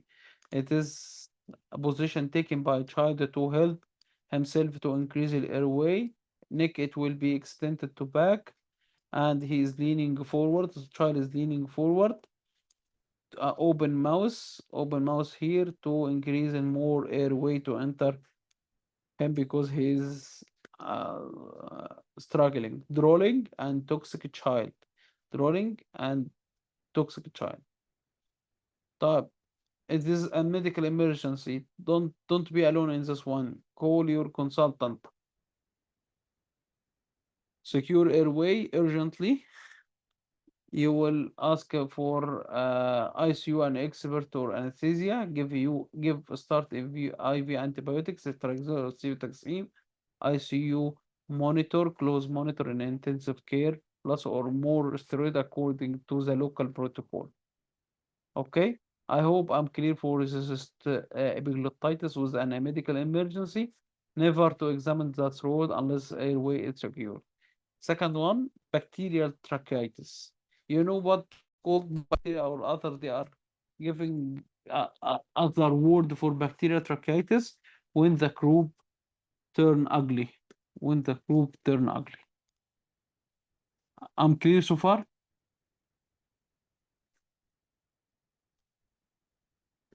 Okay, thank you.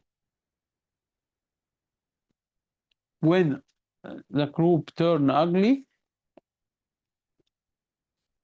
it come bacterial tracheitis. It is a severe bacterial infection of trachea, often mimicking a croup, but it is more toxic in presentation. Usually secondary to bacterial infection, which follow a viral infection, viral croup, which damages tracheal mucosa, making it susceptible to bacterial invasion. What is the common pathogen? Staphylococcus aureus and Streptococcus pneumoniae. Staphylo aureus and Streptococcus pneumoniae. Okay, a clue here, a toxic child not responding to group therapy. You will have a clinic and vignette. The child had a group and you start a group therapy, but there is no improvement for this one. This will be clue for you. Bacteria tracheitis, high fever, toxic appearance, barking cough with thick secretion, inspiratory stridor, and rapid progression, poor prognosis to adrenaline asteroid. Okay, what you will do, as usual, we're monitoring early intubation if needed. You will escalate to your consultant or ICU or anesthesia, suctioning bronchoscope to clear secretion. I told sick secretion. It is a bacterial infection, so we need to take IV antibiotics, ceftriaxone, cefotaxime, vancomycin, MRSA. Supportive, you will give O2, oxygen or fluid, and antibiotic according to your local protocol. Here I'm making for you this rapid comparison between croup and epiglottitis and bacterial tracheitis. If you need to review before exam in 1 minute. Okay, okay. I hope I'm clear for this one. We will go after that for bronchiolitis. Bronchiolitis. Also, there is before we move from bronchiolitis, we have some guideline for a group. Nothing add for a group. Only treatment of group. We can use inhaled butazonide. Inhaled butazonide for a group treatment in inhaled butazonide or oral steroid with the same efficacy. And anabolize adrenaline only. We will use to buy time for intubation as written in your pediatric guidelines. Okay, bronchiolitis, the second one. Bronchiolitis is a lower respiratory tract infections. Respi Usually it is coming below 2 years. Sorry, 2 years is missing from here and peak around 6 months. After that, it's not bronchiolitis. And the peak not why not before 6 months. Anybody can know why the bronchiolitis does not happen before 6 years? Can you anybody write down why it is not happening below 6 months?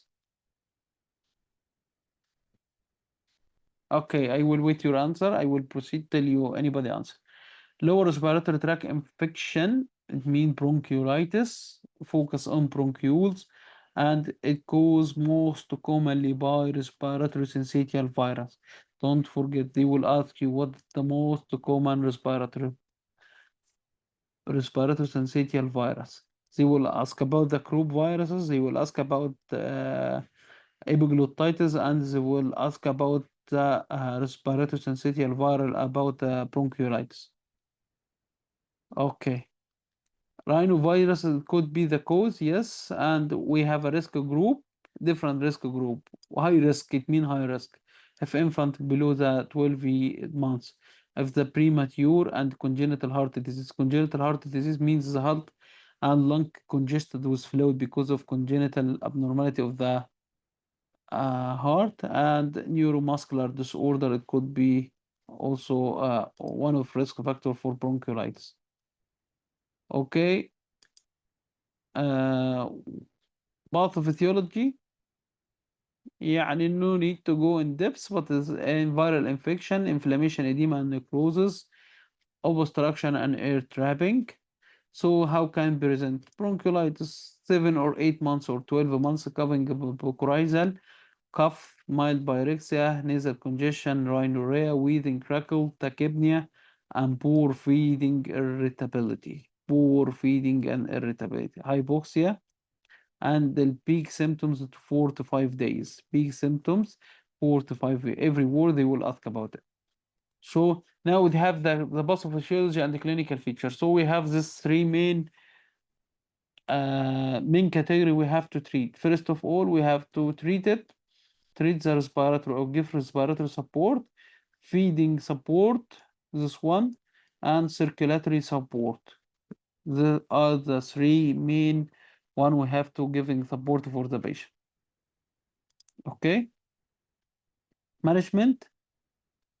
Okay, you nothing at all. We are usually not giving anything for it. Oxygen, only of oxygen less than 92, hydration and nasal suctioning, hospitalization of poor feeding or respiratory distress or desaturation, and pharmacological. They are usually asked in it. The no bronchodilator, no steroid, nothing at all. And we will see in our guideline. Okay, and we can give a prophylaxis like monthly injection of bevacizumab, injection during respiratory syncytial virus seasons.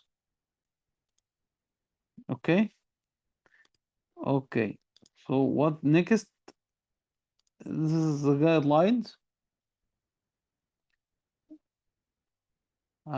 for the bronchiolitis. Nothing new. This differential diagnosis keep you for your mind later on, especially in clinical. You will have you they will ask you many times how could you differentiate between what is the differential diagnosis for bronchiolitis. You have to take recurrent viral induced wheezes, early asthma, cystic fibrosis, pertussis, foreign body. All we will take them today. What investigation to be done? SpO2 while breathing air. We will take a capillary blood gas only if the respiratory rate more than 80. Too much. يعني we are not usually do anything for the bronchiolitis unless there is a severe indicative for this one.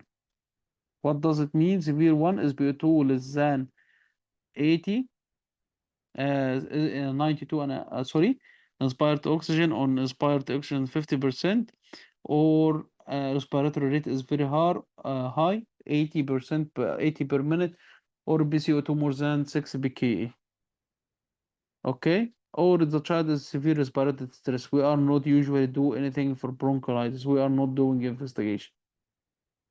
Avoid this to don't contribute immediate management, performing only for a specific indication, like viral swab, chest X-ray if there is localizing sign.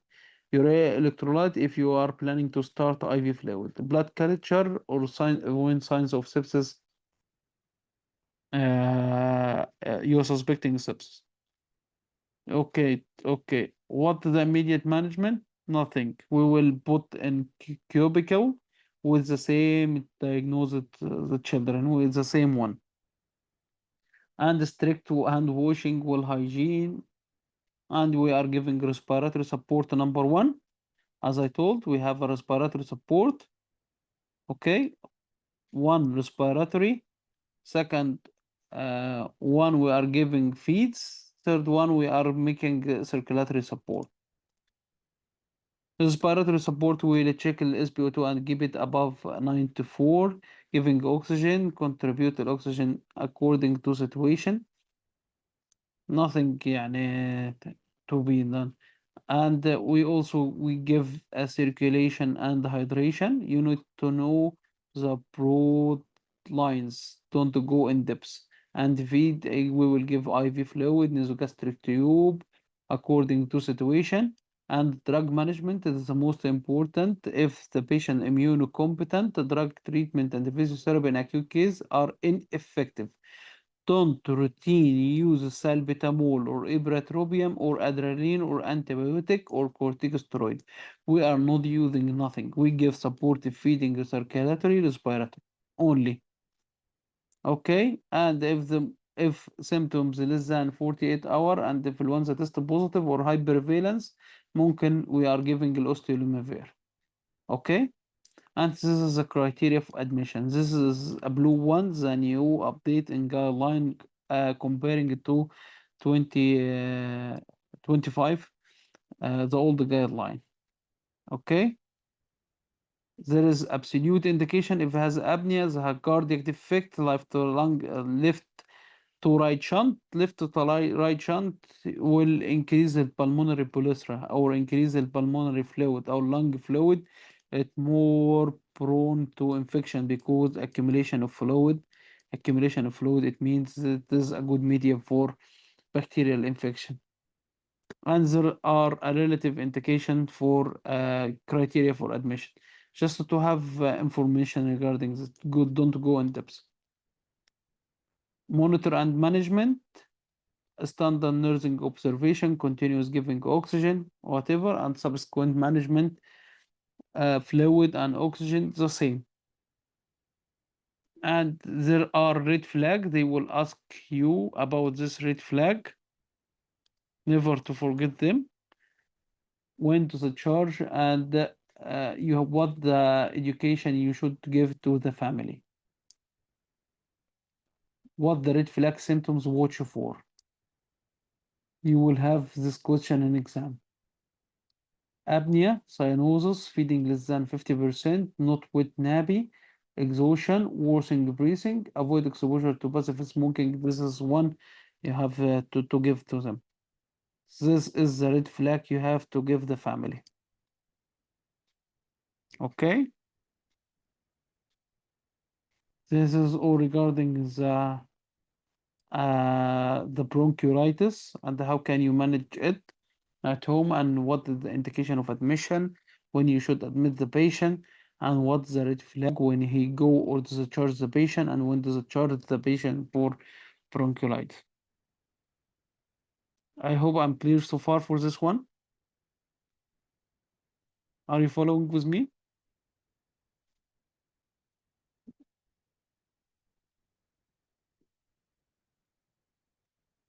Mm,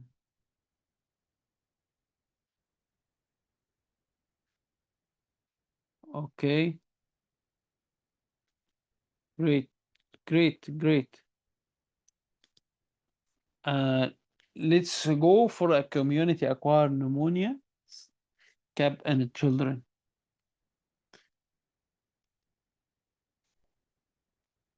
This also we have a few words you have to memorize it before to start according to age group.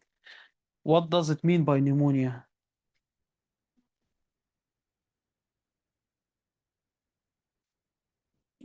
Pneumonia, it is a lower respiratory tract infection, usually common or most common bacterial infection or organism, uh, Streptococcus pneumoniae.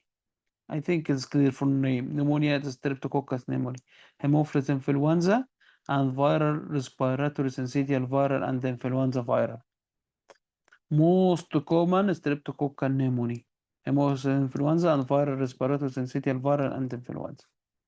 Okay, this is below 5 years. They will ask and bring for you an MCQ. More than 5 years, streptopneumonia, and a typical organism like mycoplasma pneumonia and chlamydia pneumoniae or mycoplasma. Okay, okay.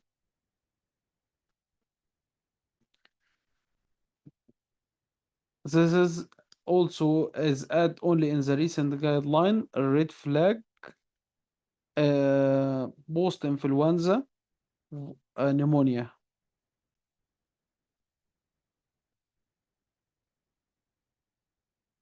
Red flag الBVL streptococcal aureus or post influenza, it could be or staphylococcal aureus post influenza pneumonia. It could be multilobular and lobular and it could empyema as a red flag organism.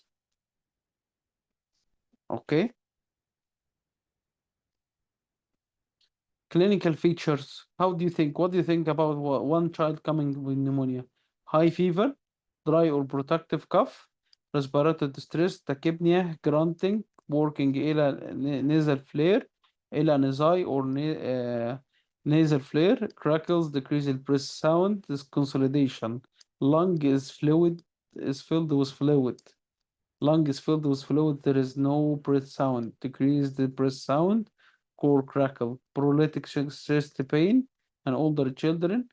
And in younger children, it could present by cyanosis. There is no proper oxygenation of blood. Apnea, poor feeding. Apnea or poor feeding. Cyanosis, apnea, or poor feeding. Decreased breath sound, pruritic chest pain, as I told, and sometimes it could happen. We have abdominal pain, which is referred pleural pain. Okay, what do you think to do? Usually, we are not doing any investigation for pneumonia.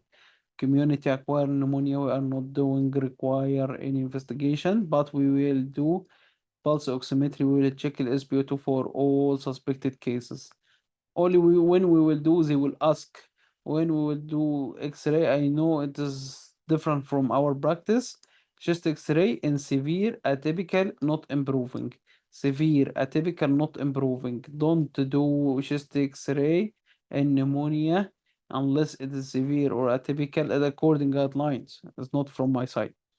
Severe cases, we will يعني cost benefit, we will do full blood count, blood culture, CPR, and electrolyte to have one. And if you have an advanced or facility to do PCR like mycoplasma or PCR, viral PCR if available.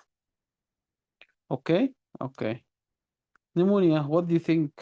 We will take a medication. We will give first line medication in all age, amoxicillin, and this is the dose from the guideline. It is 40 to 90 per kg per day divided into 2 or 3 days, TID or PID, per day, per day. I hope I'm clear.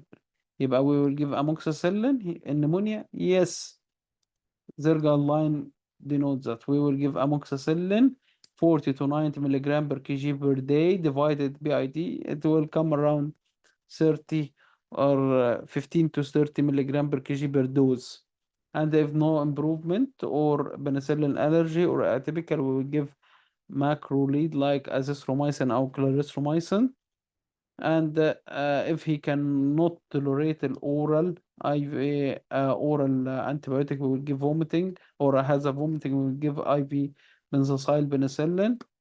Moreover, if severe, we can give IV coamoxiclav, augmentin, or plus macrolide. Duration 7 day if uncomplicated, and if complicated, we'll give to 14 to 21 days if complicated. They will ask about the duration also. Okay. Okay. Criteria for hospitalization. يعني is logic if we have a SpO2 less than 92, severe stress, grounding or recession, apnea, cyanosis or toxic appearance, poor feeding or dehydration, or high risk is less than 3 months. It is a absolute indication for or criteria for admission. Okay, follow up. We will follow up after 6 to 8 weeks. Chest X-ray of collapse. يعني look, the situation here, we are doing routinely in our practice chest X-ray only of collapse, severe, atypical, rounded pneumonia, persistent symptoms. Okay, we are not doing the X-ray routinely. Okay, when we are making hospital follow-up if recurrent infection or failure to thrive. Okay, so we will case scenario. Please, if you this is regarding, but before we'll go for this case scenario, this is all regarding uh, pneumonia and how to manage it, how to the investigation and what the presentation. Okay, anything not clear for pneumonia? Anything is not clear regarding pneumonia?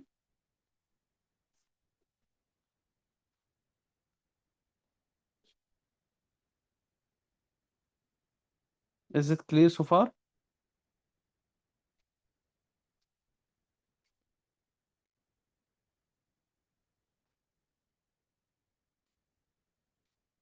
Okay, we'll start 5 minute break. We have list the most or the major component of respiratory system finished. Remaining obstructive sleep apnea, we'll go for it, and otitis media and foreign body. It's not that much long, so we have about 1 hour to finish our respiratory system. And also this session is recorded. I can provide it in the group later on.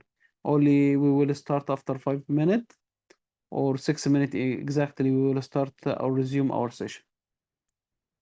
Have a break for this few minutes. Thank you.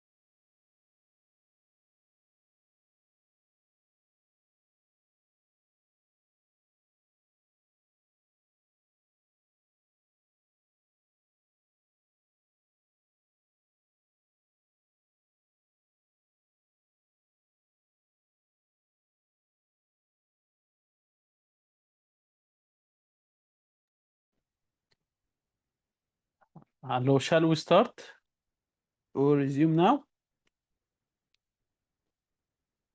Okay, we will restart our session by case scenario. I hope if you can go by your name so we can make some interaction. We will start with case scenario. A 6-year-old boy. I am start. I will start. Let's go. Hello, are you here?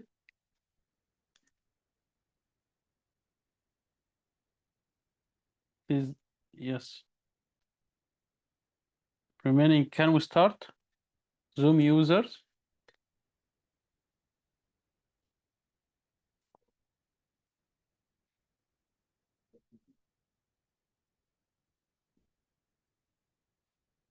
Hello, we will start again. No problem. We have a case scenario. A 6-year-old boy brought to the clinic because of snoring for the past 6 months. And his mother say he stopped breathing for a few seconds at night and then gasps. He's always tired in the morning and struggle in focus at school. On examination, he has a large tonsil and body mass index more than 95 centile for his age. What do you think is most likely diagnosis? Dr. Karen, can you write what is the most likely diagnosis?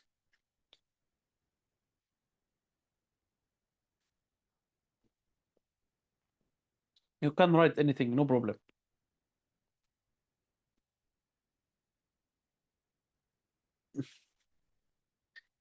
Yes, anyway, this is obstructive sleep apnea.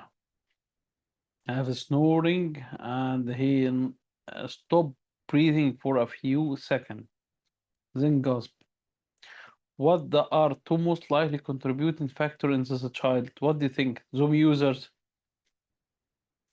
or who join us else?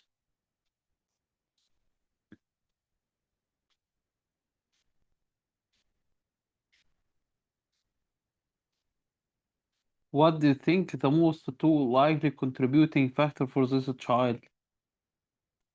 Yes, this but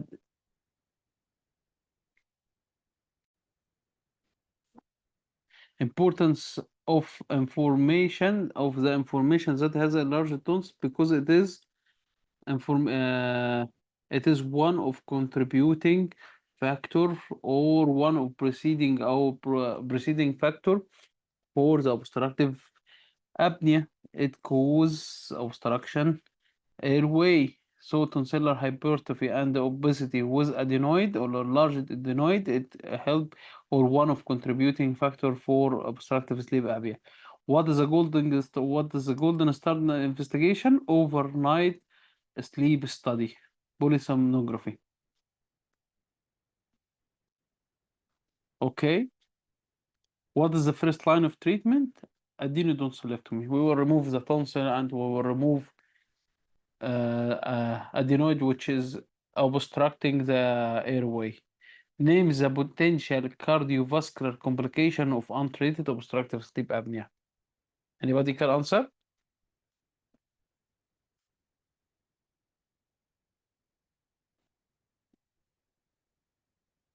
Pulmonary hypertension or right heart failure with core pulmonary. Second case scenario: a 9-year-old girl presented with recurrent sneezing, runny nose, HI, especially in the morning. Her symptom worsened in spring, and when playing with a family cat, her school performance is dropping due to poor sleep. On examination, pale, boggy nasal turbinate, and dark circle under her eyes. Yes, it is a common diagnosis of allergic rhinitis, and which type of this hypersensitivity we will take soon in immunology. It is type 1 hypersensitivity, type 1, IgE mediated. What is the first line pharmacological treatment? We will give intranasal corticosteroid, and when we should consider skin prick test for identifying the causative allergen and considering immunotherapy, and what the medication helpful for allergic conjunctivitis is coming in MCQ many times. It is allergic conjunctivitis, and we are giving oral antihistamine. Sorry. So we are giving in allergic conjunctivitis, we are giving oral antihistamine. I'm clear?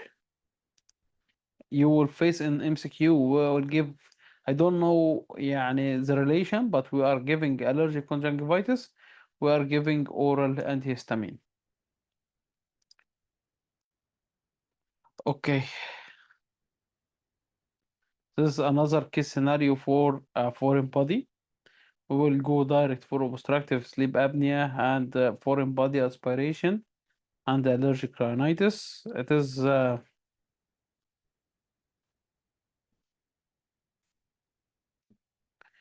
يعني is less than the remaining bulk or better than the previous one. While we starting with the obstructive sleep apnea definition and causes. What do you think?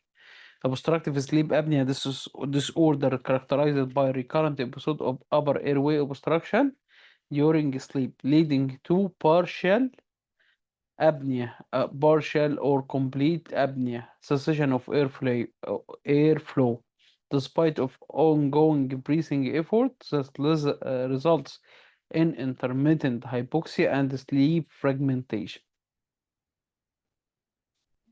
I hope I'm clear. يبقى recurrent airway obstruction during sleep, apnea or hypoxia and sleep fragmentation. Causes adenotonsillar hypertrophy, the most common cause, or sinusitis and increased turbinate chronic sinusitis, or another one that like orofacial oro craniofacial anomalies like micrognathia or retrognathia. Okay, obesity also a neuromuscular disorder.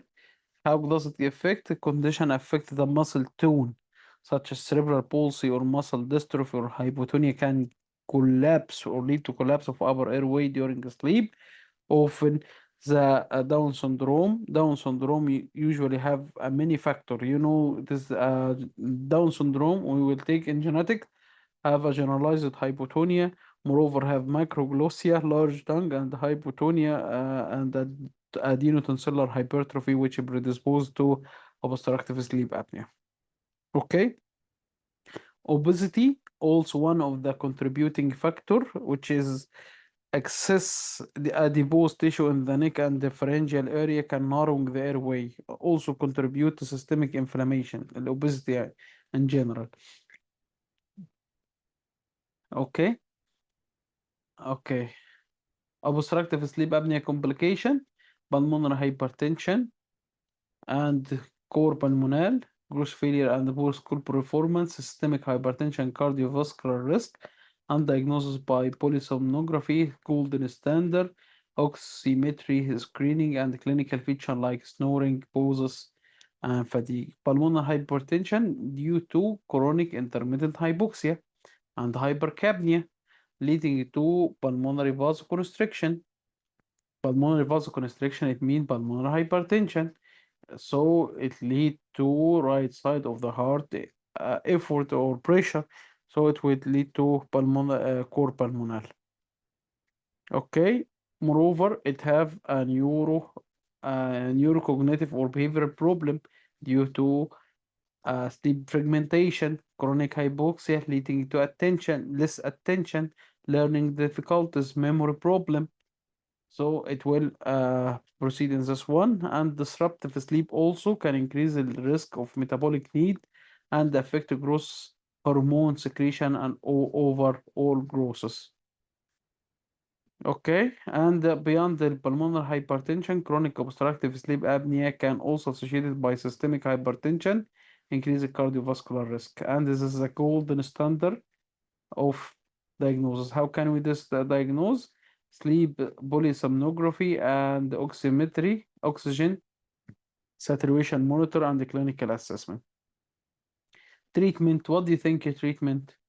We will remove the first most common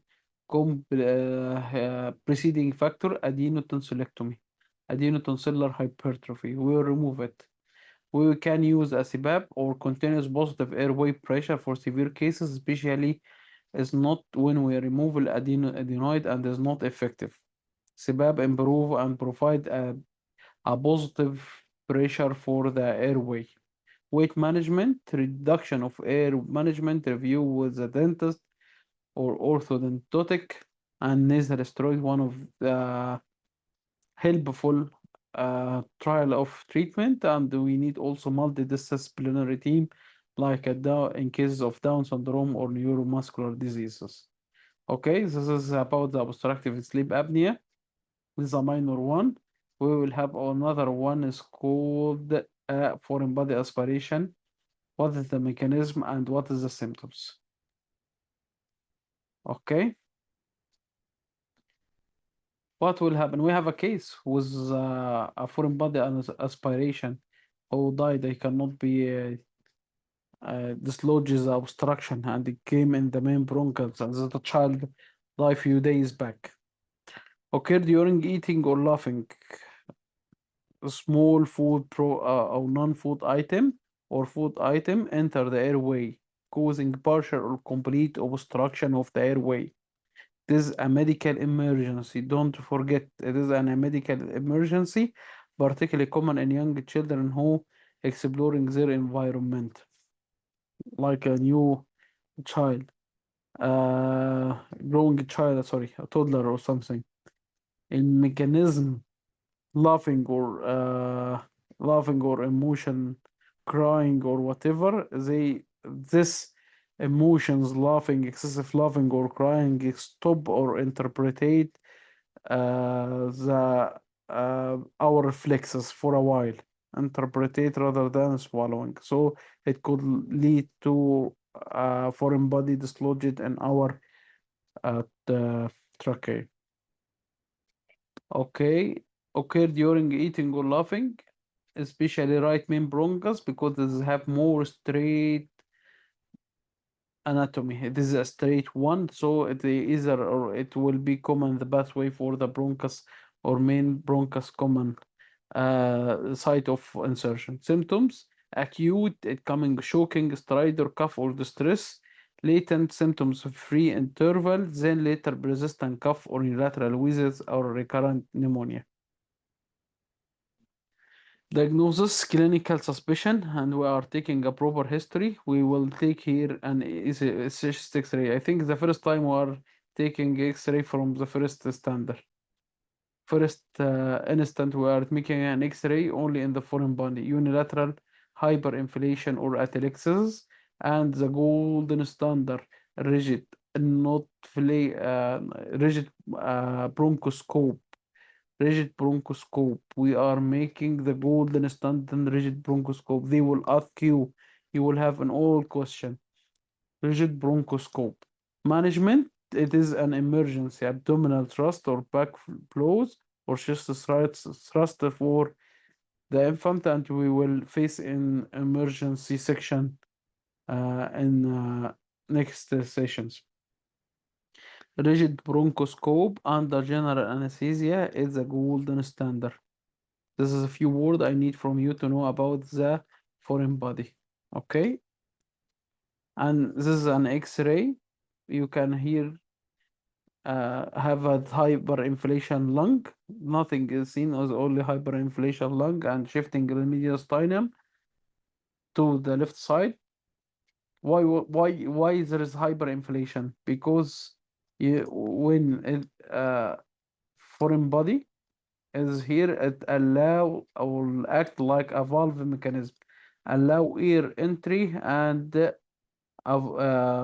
is closed. It is a valve mechanism. There is no air going outside, so it trapping the air inside. Hyperinflation or complete obstruction, it will make it is collapsed here, like a collapse here. I hope I'm clear for this one. An X-ray, you will find an X-ray. Yes, you can find an X-ray.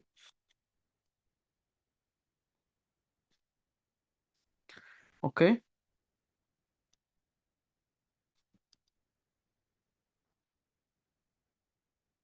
Okay, what is that complication?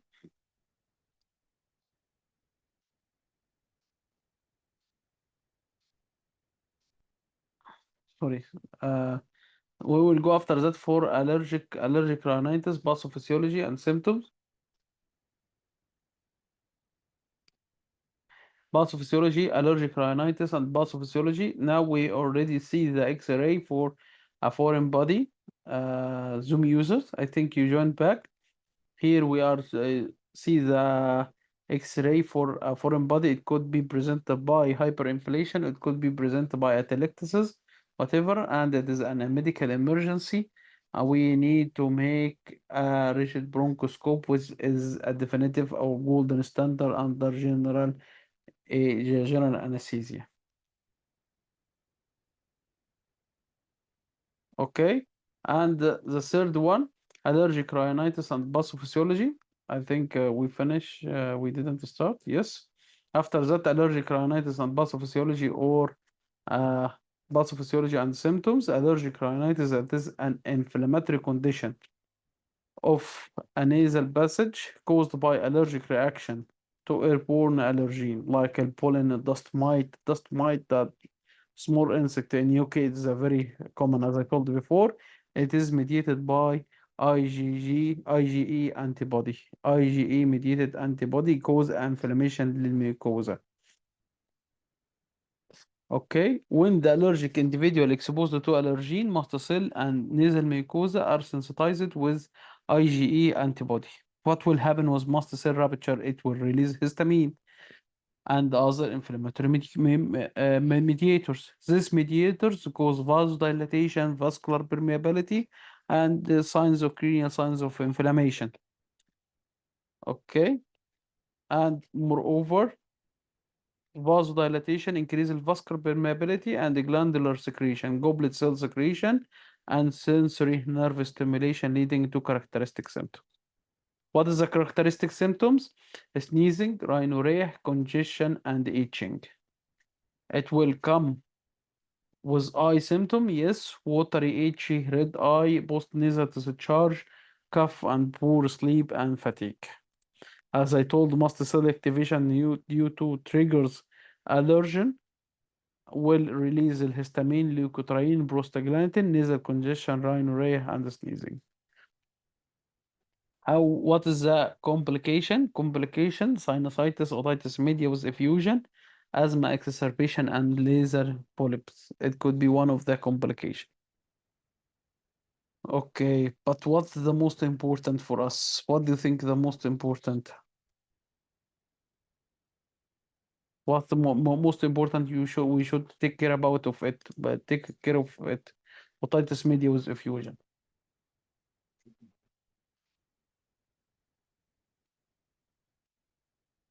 Okay. Diagnosis, clinical symptoms pattern, triggers. We are taking clinical symptoms. How it is come in the morning after following triggers and seasons.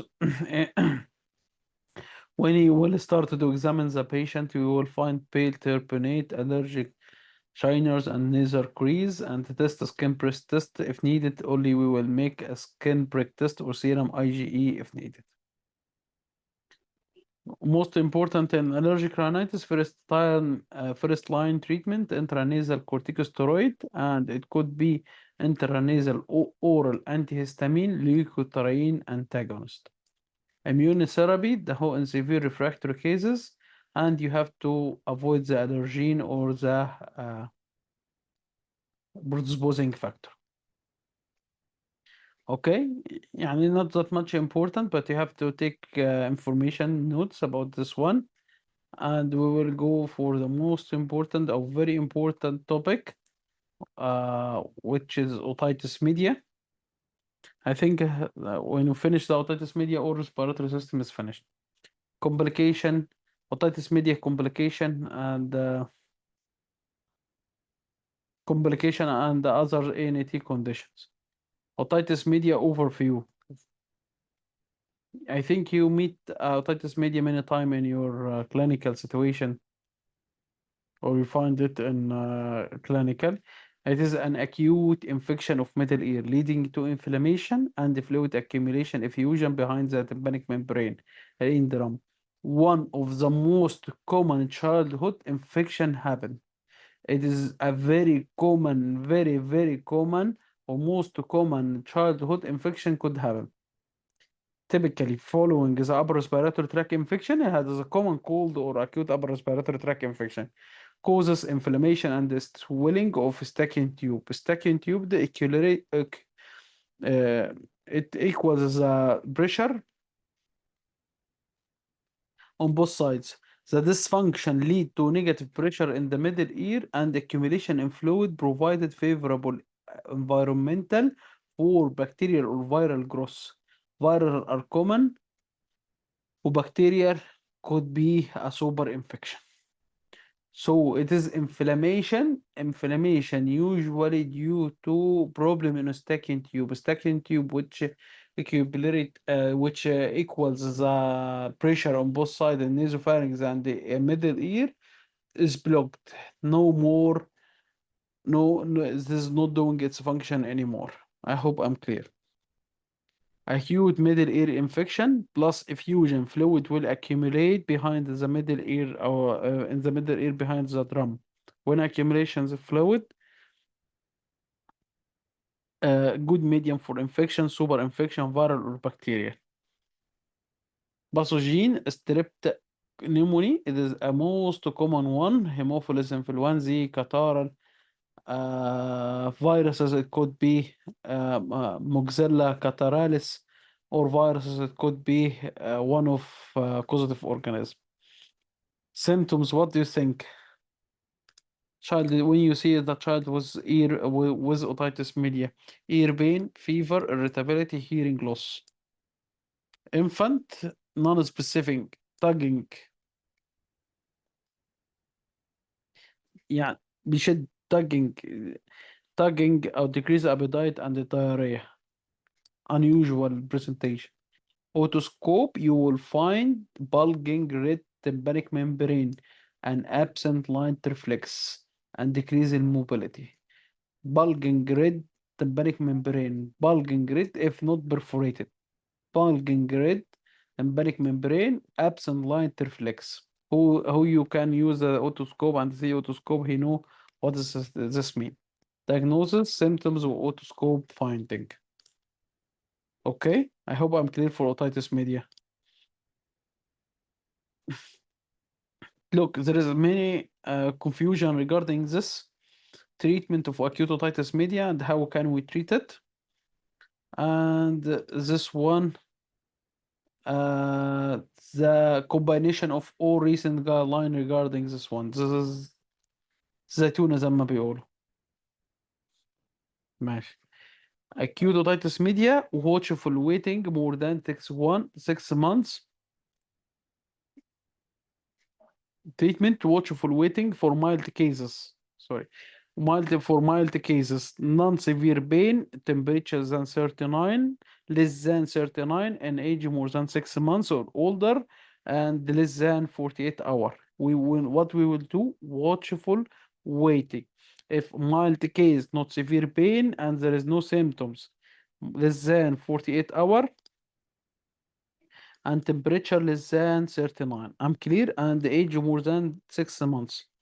Approach is often taken due to a high rate of spontaneous resolution and to reduce antibiotic resistance عشان to avoid يعني cost benefit to avoid using excessive antibiotic and to avoid antibiotic resistance. Okay, what the antibiotic use? Antibiotic amoxicillin if indicated.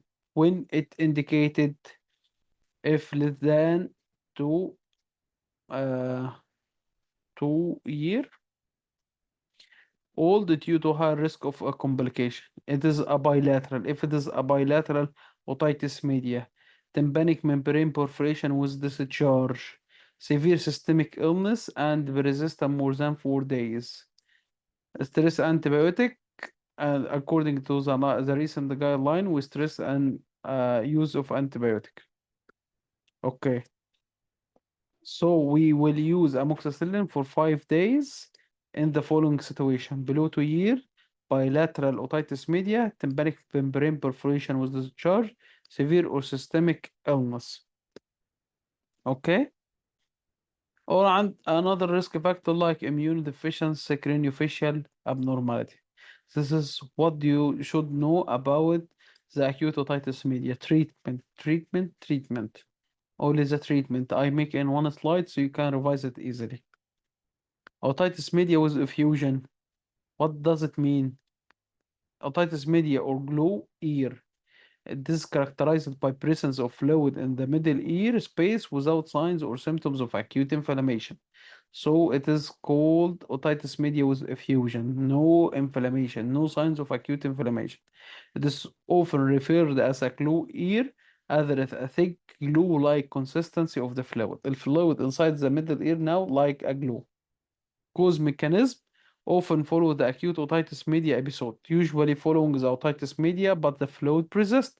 But also result in prolonged eustachian tube dysfunction due to adenoid hypertrophy, allergy, upper respiratory tract infection repeated, which prevent proper ventilation and drainage of the middle ear. Negative pressure lead to accumulation of the fluid. What are the symptoms? He will not hear. Is the most common presentation hearing loss. Most common presentation is hearing loss.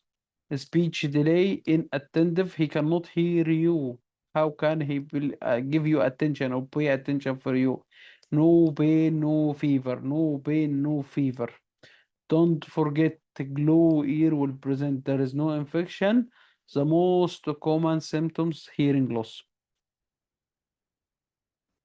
Okay, sensation of fullness could be maybe the child, if he can tell you that I have a sensation of fullness behind or pressure in my ear, no fever, no acute pain, which differentiate between acute otitis media and otitis media with effusion. Okay, how can we diagnose this? And audiometry before go to the next slide. Uh, we are doing audiometry to confirm hearing loss. Diagnosis, we diagnose by otoscope retracted. It's glue. It's sucked glue. glue tympanic membrane. يعني لزق جوه. glue tympanic membrane. Management.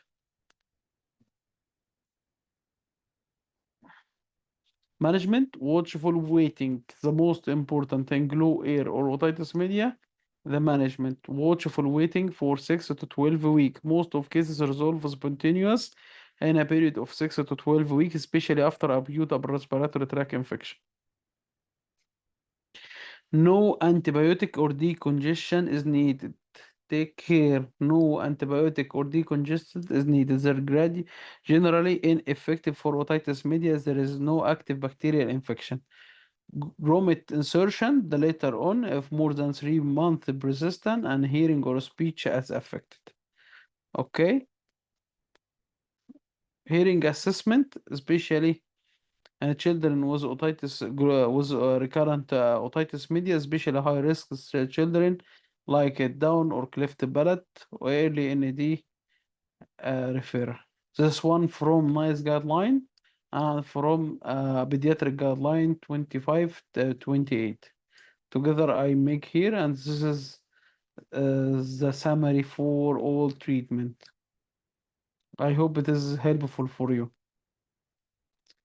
Okay, but we have one more very important complication, the most dangerous, and you have to know it, and you have to be a safe doctor and know this complication.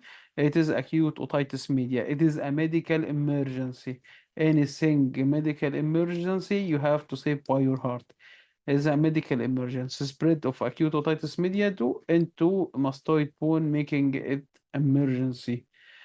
Emergency, as mastoid ear cells are usually infected and usually occurring a complication of untreated or inadequately treated acute otitis media.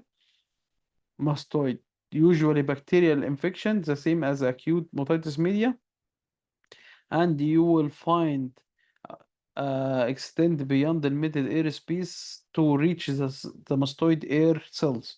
causing inflammation and bone structure, and moreover, abscess formation. Moreover, abscess formation. Post-auricular post-auricular pain and swelling. Pain and swelling. I think you can see here the pain and the swelling behind the ear and often pushing the ear forward. Okay, and protrusion of ear pinna pushing it outward and downward. Post-auricular pain and swelling and ear pushed to the forward. Moreover, have fever, the severe infection, bacterial infection, and otorrhea. Complication. Why it is a medical emergency? It causes or can cause intracranial abscess, meningitis, and facial nerve palsy. And one of causes, my video exam and clinical is a facial pulse abscess due to acute otitis media followed by mastocytitis, facial nerve palsy. Clear? Meningitis and cranial abscess.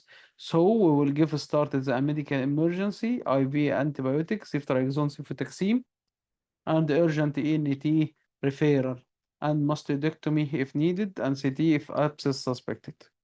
Okay? We'll go the next whooping cough or pertussis 100 day. It coming with 3 stages. First of all, we need to know the causative organism. Causative organism is Portadella pertussis, toxin-mediated epithelial damage, causing toxin-mediated epithelial damage. Classic presentation, paroxysmal cough, inspiratory woof, post-tussive vomiting, and subconjunctival hemorrhage. This is every word يعني make a difference. Inspiratory whoop, post-tussive vomiting, and subconjunctival hemorrhage. Don't forget. And marked lymphocytosis, it is will be clue for your case. Marked lymphocytosis. Complication could be apnea, seizures, and even pneumonia or death. And the clinical diagnosis, how do we diagnose clinically? And nasopharyngeal PCR swab for most sensitive and specific. We will find plus lymphocytosis culture for Portadella pertussis from the nasopharyngeal swab. Okay. Supportive treatment, macrolide azithromycin or erythromycin or clarithromycin, and supportive, and we can give an vaccination. I need from you to know it is marked lymphocytosis and paroxysmal cough, inspiratory whoop, and a post-tussive cough. Okay, and the golden standard culture from Portadella pertussis from nasopharyngeal swab. And there's one video. I think this is one video. Yes. Ever heard of pertussis? It's a bacterial infection that is spread from person to person. It causes severe coughing spells that end in a whooping sound when the person breathes in.